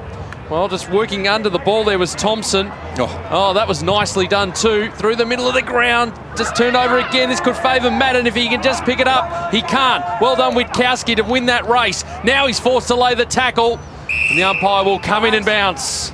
And we've just seen a couple of occasions today, David Rees-Jones, yes, where the rap's on him. He does show something, doesn't he? And doesn't look out of place against the men here. He's still playing in the TAC Cup, but he's right at home out here. Well, he's 18 years of age, but he hasn't got an 18-year-old's body too, so he's going to come to hand pretty quickly. Here's Greenwood tumbling the ball forward, up in the direction of half forward. Was it a little slick handball? It was an illegal handball, according to the umpire. Matthew Panos, the man, just trying to flick it out. And he was hopeful that he might have, because he was on the other side of the umpire, just wringing that left wrist. It's Freezer who takes the free kick. Schultz. And now Collins. Bagasia comes and occupies the mark. Bit of shoving going on by Dusha. Charleston had a fresh air swing. Oh, that's fair enough. And holding the ball. He didn't get his foot to the ball, so that's fair enough. And there is the chase by Madden. Did he tackle him though? Oh, I think he had a... I'm sure he tackled him. I think he just pushed him more than anything. Anyway, they might make a case that things haven't gone their way a couple of times today. Madden, what an individual effort this is to keep things alive. Justin Madden has made it 2 goals at the start of the term for Bendigo. All of a sudden, the margin is back to 19 points, and this is very doable. And he was just outside his kicking range, and I think he was going to kick, he got a little bit too close to the man on the mark, or whether that was planned to run around him. I think he was trying to do the runner out there, but he just ran into trouble. Yeah, we see the free kick, which I think you might be right there, Pete. He didn't have a handful of jumpers, so he's a little bit lucky to get that, but he's able to run around the man on the mark and get inside 50, and that's a terrific finish. He's played well today. He's been a bit of a lone hand up there with Matthew Little injured. He's done a good job. Phil, I'm not sure how good you are at repairing walkie-talkies, but I think Peter German might need a new one from that replay we've just seen. No wonder he's angry. Well, I'll tell you what, he was fired up at half-time. He was pretty calm at three-quarter. You know, I reckon this is a remarkable performance by Bendigo. I mean, look, I know Williamstown has only AFL players virtually, and the other, so it's fairly comparable in that sense. But, you know, when you look at Little being injured, Lonigan has just walked down now, of course, got a crook ankle, and I think Kavanagh's just come out of the rooms too, so he hasn't been in action as well. It's a pretty fair effort when you got Crow coming in, who's only hardly played all year. They've had a dip, haven't they? Tell you what, one more goal, and the game suddenly comes alive. Thank you, Phil, as Roberts goes long inside the 50. Anastasio just being held off the footy. Bendigo defence under all sorts of pressure. Oh. Conway off the ground. One behind. Well, the margin sits at 20, 10 minutes into the final quarter. It is a great effort considering last week they needed that win over Box Hill to get them into the finals in the first place. So they've had a real dip today. Ball into the middle of the ground. It was a long kick. Not terribly effective though. Jolly got hands to it. Crow hovering over the top of him now needs to go in and get it again. Good tackle put on by Fogarty. And we'll have another bounce. Yeah, and one of the problems is you get to that 5 goals at three-quarter time lead and you think things are in hand and you just take the foot off the pedal a little bit. And as you say, full credit to Bendigo. They're going to fight this match right out. 20-point lead to Box Hill over Sandringham in that elimination final. Is trying to push through. Anastasio, the bottom of this pack. Umpire holds for a long time and then will bounce. Might have been a little fortunate there because he did dive on the ball a second time, Anastasio. Hayden Skipworth and colleagues looking a little nervous, but this is still manageable. It is 20 points. Conway, I had him down for 4 behinds after that last hack off the ground. Who's going to gather this ball in the middle of the ground? Important ball here, and Thompson did it well. Used the big, strong body, kicks it forward. Nicely done by Witkowski. And 50 for Madden. He just ran straight over the mark. He ran straight over the mark. And can't afford to do that. 11 kicks, no handballs, and 4 behinds from our statistician Paul Field for Dylan Conway. But that just eases the pressure a little bit. Yeah, it does. It gives Williamstown a chance to pump the ball inside 50. And he's going to have to go long by the look of it. He doesn't really have a short target. Kicks it up and says have a jump. And only one person did. And unfortunately for Hill, he had the sun in his eyes. And he flicked it up. Crow, Strubens went without it the first time. Little handball went behind Lloyd. Now Hill with an opportunity. Gives it to Roberts. Perfect tackle. He's got nowhere to go. That had to be holding the ball. The modern-day player is so adept at that tackle of just pinning one arm. Well, we saw West Coast do it a bit last night as well. As this ball going long up to centre wing, Madden hopelessly outnumbered there. But here's Collier, just needs to bounce off the tacklers. Carr almost got him. Little handball, okay. Thompson just puts it up towards 50. Not the greatest of options. McNamara waiting there. And just being told by Ben Jolly to slow things down. Jolly providing the short option. McNamara will be ignoring that as he goes up to centre wing. Front spot, mark taken. Thompson, little handball over the top. Lloyd going in short, it's okay. He can kick the ball, Shinners. He is a big kick, and I'd be going back and having a shot if I was him. Well, this will be interesting. Trent Shinners only playing down back. Can he lift them? So influential in the first quarter. 2 or 3 players doing the cramp stretch here, so fatigue really becoming a part of this game. Trent Shinners will load up. It's a big ball. It's just missing. One behind. He did get the distance. margin. 19-13 played in the final term. Sudden death elimination final here on Grandstand. They're giving it their best shot, Bendigo. They know there's no tomorrow unless they can overtake Williamstown here.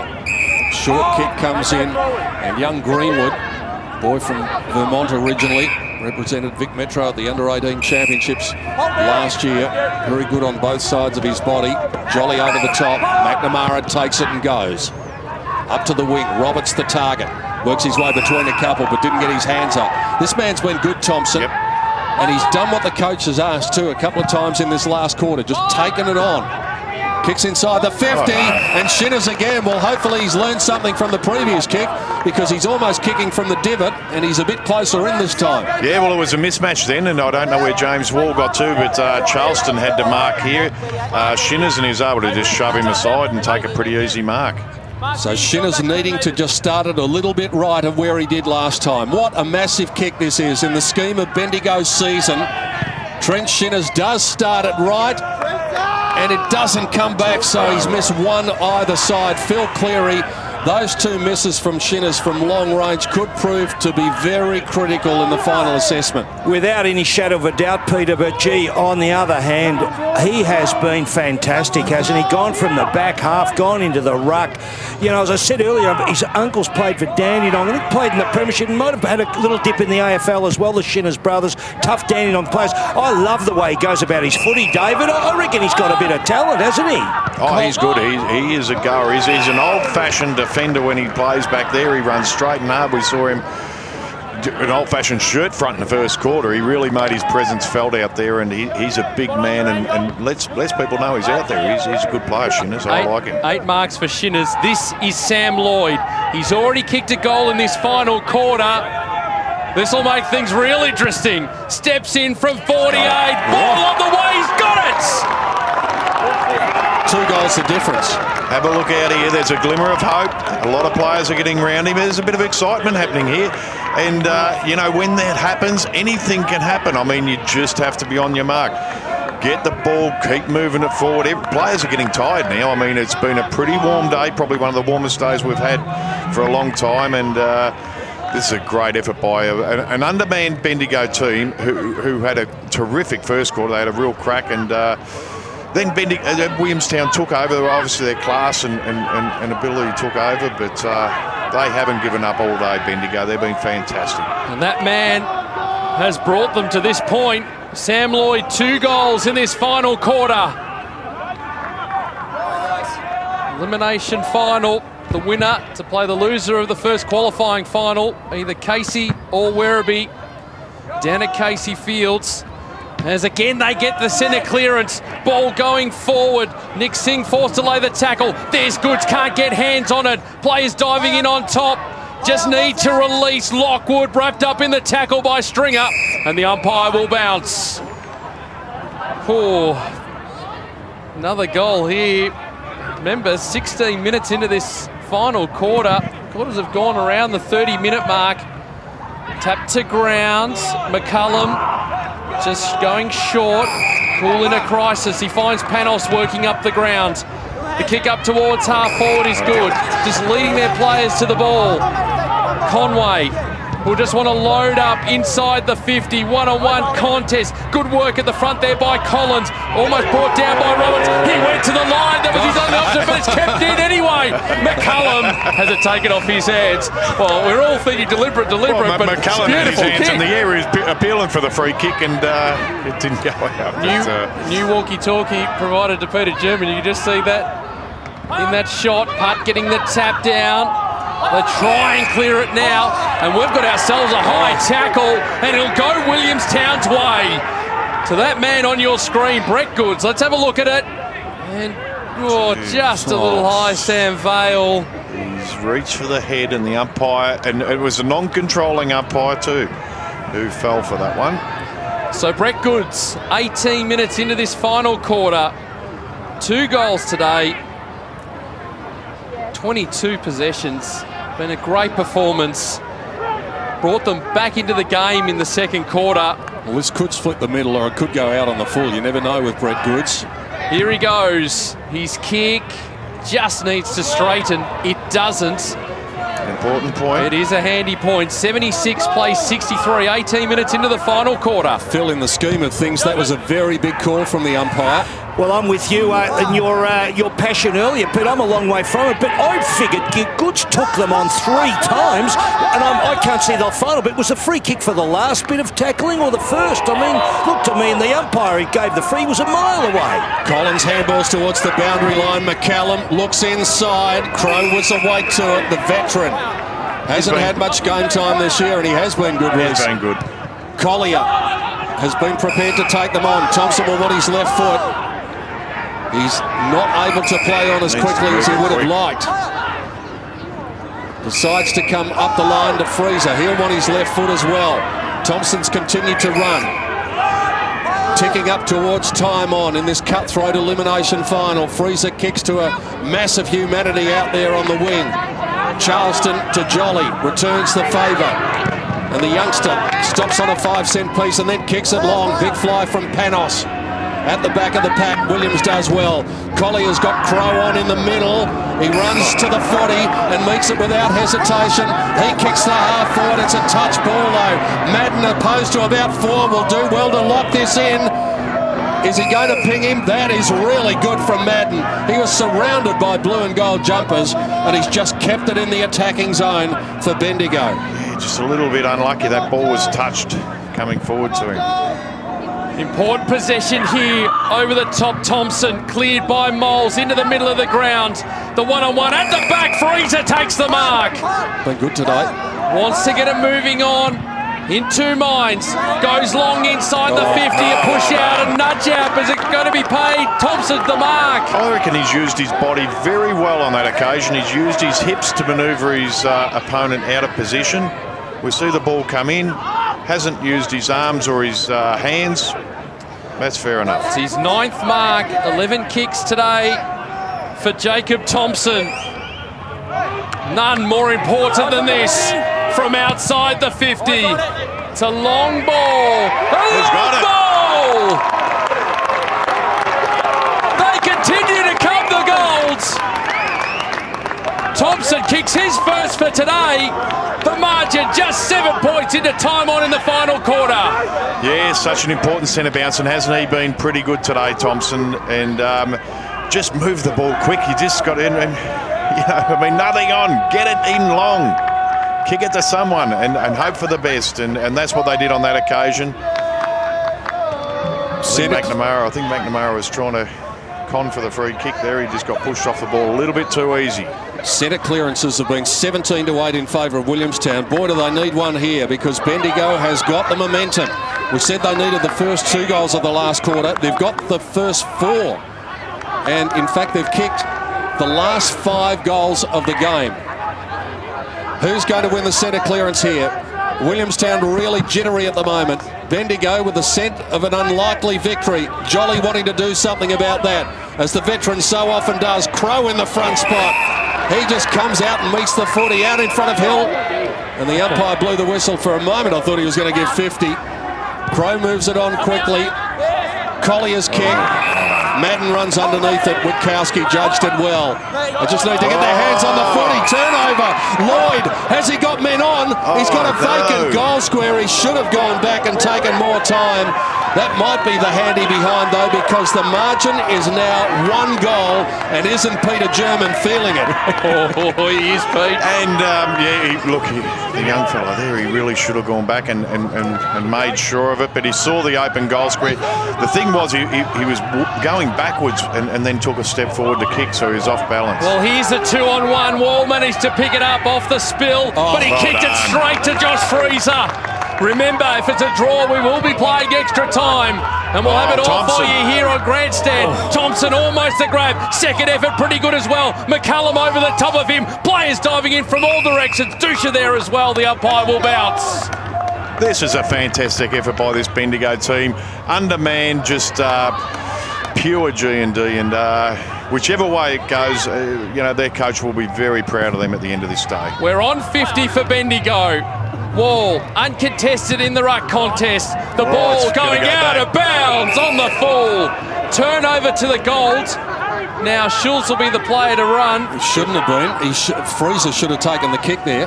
He goes long up towards 50. Need a marking option. Well Get a marking option. Terrific work by Thompson there to get his body in. I don't know whether Putt can get the distance here. We'll wait and see. They clear out the goal square. Putt's just going to load up again. It's a long ball. He really has got onto that. And that's gone through for a behind. That's another handy behind for the goal. The margin 5 points. Gee, who would have thought? This is magnificent here by Bendigo. They have given their all today. McNamara's short kick. Oh, Singh's got a fit of the fumbles. Now Stringer. That ball had to stayed in. Oh, he was away and it's just trickled over the line. No wonder Peter German is like a seagull on a hot tin roof in the coach's box. Could it be finals heartbreak for Williamstown again? Bendigo with all the momentum. Shallow throw in. Shinner's down to Collier. He's wrapped up by McCallum. Nothing doing, stalemate bounce. Well, Reece, this is where them winning the ruck contest is coming into effect, really, because they've got the crummers now. Yep, and look, they're just having a real crack, and this has been an amazing comeback here by Bendigo, and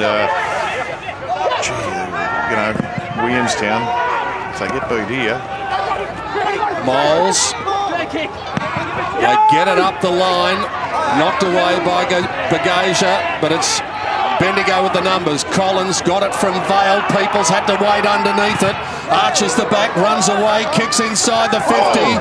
Roving, Struben snapping inaccurately, but the good thing is it's not out on the full, it stays there. Phil, this has been a remarkable effort by this Bendigo team. You wouldn't have backed them with someone else's money at three-quarter time. Absolutely stunning on the bench. I reckon they think they're going to win the game. And what about Justin Crow's performance? Fair dinkum Peter in the back half. He has been phenomenal in the last quarter and part of the third quarter. He and Shinner's really turned the game, I reckon. Oh, another one-on-one contest. Ladson, well done to put his body on the line. Along with Greenwood, we'll have it thrown in. Yeah, cop one there, Ladson. So, he's tough though, he'll keep going. 26 minutes gone. No tomorrow for the loser. Stringer just trying to work it out of the pack. Ball up to the top of the goal square. Working hard is Frost. He takes a bounce. Just needs to find someone up the line. That's where he goes. Anastasio's found that space. He's in two minds. They lock down the goal as they work it up into the middle of the ground. And that's nicely worked. Panos, half back, right in front of the coach's box. He comes up the line. They've found that space again and just going to slow it down. Witkowski, I don't think he can afford to do that. Needs to get it on. Long ball up towards the 50. Well, one for the Flyers. Peoples went early, couldn't bring it to ground. Freezer at the bottom of the pack. Umpire will come in and bounce. Time continuing to tick down. We've had 30-minute quarters throughout this match. The margin is just 5 points. 29 minutes, 31 and 29 almost the quarters so far. So there's a bit of time left for Bendigo. Goods to Wall, inside 50. Who's going to come up with it? An important ball here. Panos, little handball out. Now Hill under pressure. And a throw, so it's going to be a Bendigo kick. Are they able to work it quickly out of defence? It's going to be Williams who will have it. They need to go straight up the corridor. If there's nothing on wide, go straight up the corridor. There is one on wide. Schultz. Now, what's he got? He's got 2-on-2 in front of him. Kick was good. Drew the man. Peoples has got it. They're out here. It's taken by McPhee. Moves it on quickly. The kick is wide inside 50. Putt flew. Just couldn't wrap his hands around the footy. Lloyd trying to keep it in with Madden in close attendance as well. And it'll be thrown back into play. Putty needed to get his hands out in front of himself there, and his reach would have been a huge advantage. Williamstown defenders will be exceptionally nervous at the moment. They can't afford to give away a free kick. They need to get their hands on the footy. McNamara does that. Charleston's kick was smothered. McPhee gets in over the top. It's still alive. McPhee somehow kept it alive, and then he just didn't have anywhere to go. So we're going to have a bounce. These 52 players metres out. Are out on their feet at the moment. They have given their all from both teams. What a terrific contest. It certainly is, Reece. Wall going up for the ruck contest. Here's Jolly. just tied in on the boundary line. A kick in hope more than anything else. Need a crummer now. Ball on the deck. McPhee brought down in the tackle. Still got a hold of it. In fact, it's not McPhee, it's Peoples. And the umpire will come in and bounce. Good, sensible umpiring. Yep. Certainly is. This clearance is important. Right near the boundary line. The players can't go there. Shinners put up the knee. It'll be a free kick. It'll go Williamstown's way. As time is taken. He's taken because the wind out of his sails. And have a look here at Wall. Just caught one right in the bread basket. And he's going to take a bit of time to get up here. Now the umpire has called a halt to play. Well, he should give the ball to someone else. Keep the ball, keep the play going. It's more a matter of whether he'll actually be able to get up under his own steam, Reece, because if the stretcher comes out, the game has to be stopped anyway. He's just winded. Hopefully that's all it is. He hasn't got a jumper full of broken ribs, but I think he's okay. He's a tough customer, James Wall. Certainly is. So he gets back up. Now it gives Bendigo a chance to reset defensively. So James Wall will look to go backwards. No. Should be told to play on. Yep. He is now. He goes in short. He's checking You here. just need to get man on man. Everyone needs to grab hold of a player. McCallum just slowing things down. He goes up towards the boundary line, up towards the 50. Mark one-on-one. Umpire, you could hear the call in the background running it over his freezer. Can't be much time left. Bendigo need to travel the length of the ground. This is the sudden death elimination final. The meeting with either Casey or Werribee to come. Third man up goes Bendigo's way. Here's Brodie Moles though, putting the ball inside the 50. It's touched again. So we're going to have to play on. Quick kick out of the pack. Here's a behind Martin. Now one straight kick. One last roll of the dice perhaps for Bendigo. The short kick will come into Collier. It's missed him. Now Vespremi can put it beyond doubt. Oh, big turnover. That might just about do it. And the reaction of the Williamstown player says that as well. At the 30-minute mark, Peter German breathes a sigh of relief, and Hayden Skipworth must be just ruining what might have been an errant kick out. Collier couldn't mark it, and the look on their faces says it all. Yeah, and it just wasn't the kick either. You know, unless you've got a player who's 10 metres on his own, you just got to go long up the middle. Use the corridor. They need to get the ball down the other end of the ground to score a goal. And while Peter German's breathed a sigh of relief, he's not a very happy man with this last quarter, and I think he'll be tearing strips off a few players. That is their first goal since the 21-minute mark of the third quarter, so more than a quarter of footy, and it's given them some breathing space. Can Bendigo come up with the answer? They'll have to do it in a hurry. Shinners again doing the ruck work. Collier just bobbles around. You want to make up for that missed mark. Now they've got an opportunity. This ball having to go into space. Charleston being led to the footy by Lloyd. He's on centre wing. He wants to keep it moving. He does keep it moving. Another 2-on-1. Williamstown players spoil one another. Goods is there, ridden into, working it out. Putt just finding a teammate in Stringer. Here's Madden.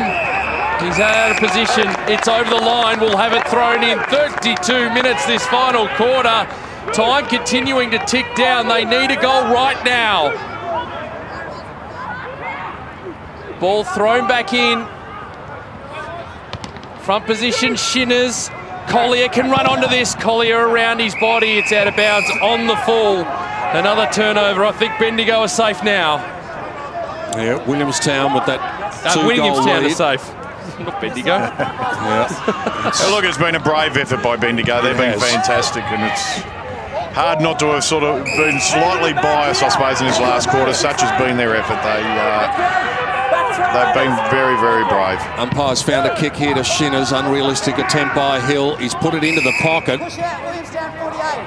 And Panos is going to finish up with a free kick. And all they need to do now is just get it through a set of hands, and that'll be it. It's probably enough already. 33 minutes nearly in this last quarter. Hill will jump. Crow will jump. Hill marks. Williamstown wins.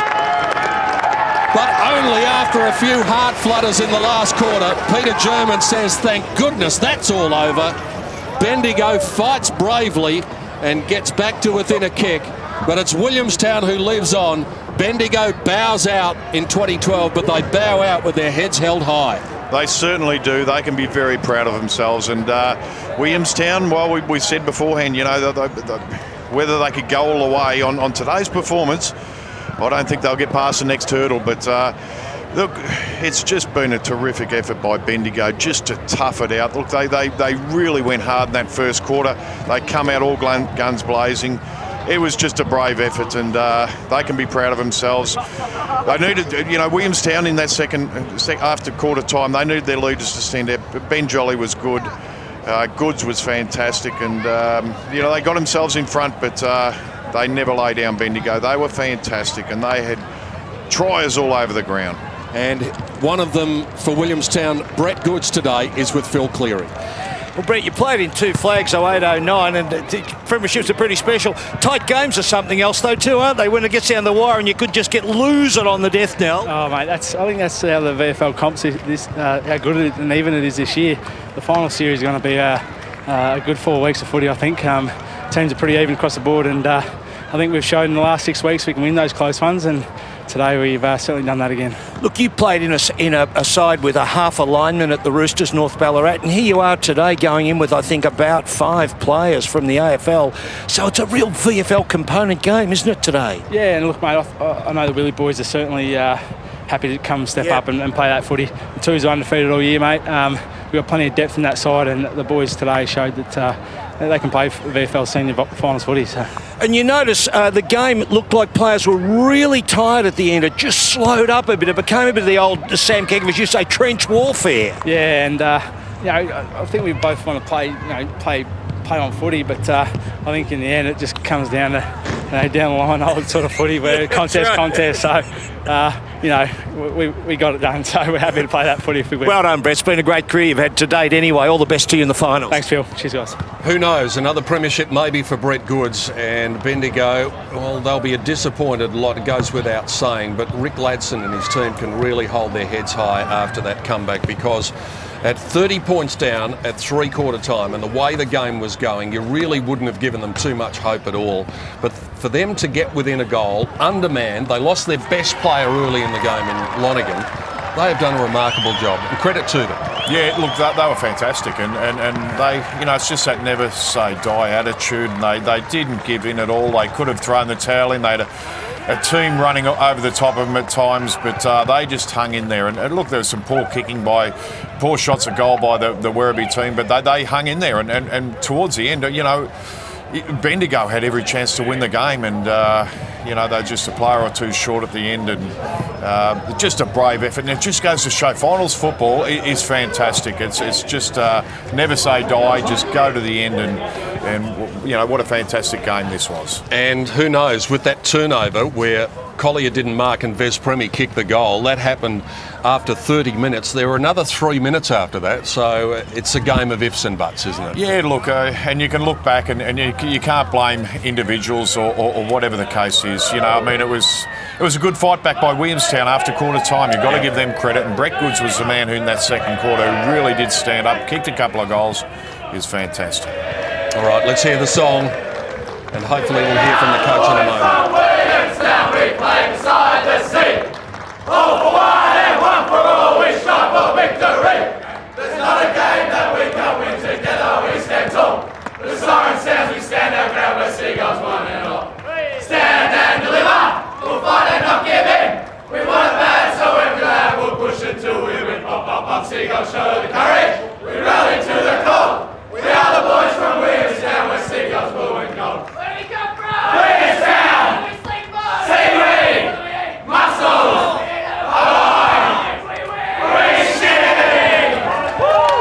Well, not exactly. They won by 2 goals, and they had heart palpitations all the way through the last quarter, but they get there, and they will face the loser of the Casey Scorpions in Werribee tomorrow.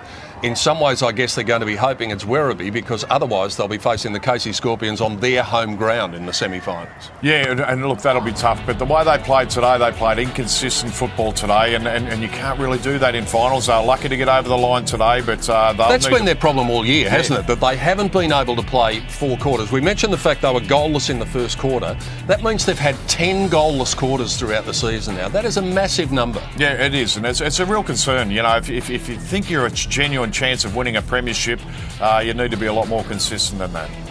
So Williamstown lives to fight another day. Here are some of the individual numbers, and we talked about the veterans. Panos, I thought, had a pretty good second half. His contribution was very good. James Wall's another one. You know, he rucked, solo basically all day, and he's not built like a ruckman, but he just battled manfully all day, and then Shinner's come onto him late, and bigger body again, so he worked very, very hard. Thought Moles was pretty good after half-time as well. And, Phil was talking about Justin Crowe. 21 disposals for a bloke who's had practically no game time. And his experience in the last quarter really came to the fore too. Well, he just put himself where the ball was and put his body in line with the ball, and made a couple of mistakes throughout the course of the game, but didn't stop trying, and that was fantastic. And we talked about the veterans, the likes of James Wall and also Ben Jolly, and how important their experience was. There's no substitute for experience when you get into that really deep situation in the last quarter where the other team has got momentum, and sometimes you need just a couple of wise heads. Yeah, you do, and they were fantastic, but there's no substitute for just having a red-hot dip either, and that's what Bendigo did. That's what got them back into the game and looked a winning chance at one stage. But, it's just a little bit beyond them, but they were very brave right to the end. Hayden Skipworth's going to be gutted at the moment, as you would understand, bowing out at the first of the finals. But he's got to be so proud of what his players did, in that they followed his instructions at three-quarter time. They did dare to dream. He said, I don't care if you get beaten by 10 goals, give yourself a chance of winning, and that's exactly what they did. Yeah, they did, and they did all the things he asked. They played on, they just had a crack, and they did all the things that's required to get the ball down to the forward line, and it was just, I don't think he would be gutted. I think he'd be very proud, because he knew they were undermanned. Everything was against them. They're playing a Williamstown team, which has been a very good team, especially over the last half of the season. And I think he'd be pretty proud of the way they really did fight it out. Well, we've talked a lot about Bendigo. Williamstown walk away the winners. We know what they're capable of. We saw that in the second quarter. If they play that sort of football, as you said, for a consistent period throughout the game, they're capable of beating anyone, but they've got to play 4 quarters. Yeah, and then the problem is they're not. So, and if they bring that next week, they're going to bow out of the final series. But, it's not talent and ability alone that's going to get you over the line. You need what Bendigo showed, and that's a bit of spirit and a bit of, the stuff that's built inside of you. The other game that went on today was between Sandy and Box Hill, and we're going to have a look at the final score now, and it was victory to Box Hill against the odds, so Sandy bows out as well. That is a big win for Box Hill in particular when you consider it was at Trevor Barker Beach Oval. Yeah, and it's great news to Hawthorn that they'll have their, all their players up and going, all their fit players will be able to play competitive football next week, so it's great. And if they can carry that on through the finals, it's going to help Hawthorn in the AFL side of things. Yeah, it's going to make such a difference for Box Hill and Hawthorn, and also for Geelong, because they've got their VFL team in. They'll be in action tomorrow against Port Melbourne. That is our grandstand game, and the other game is at Casey Fields, and that is between the Casey Scorpions and Werribee. There will be another day for the losers tomorrow, but no other day for Sandy today and for Bendigo. They bow out at the final hurdle. It's been a terrific game of finals football. Hope you've enjoyed it on Grandstand. We look forward to your company tomorrow at 2 o'clock for the clash between Port Melbourne and Geelong, with more of the VFL on Grandstand.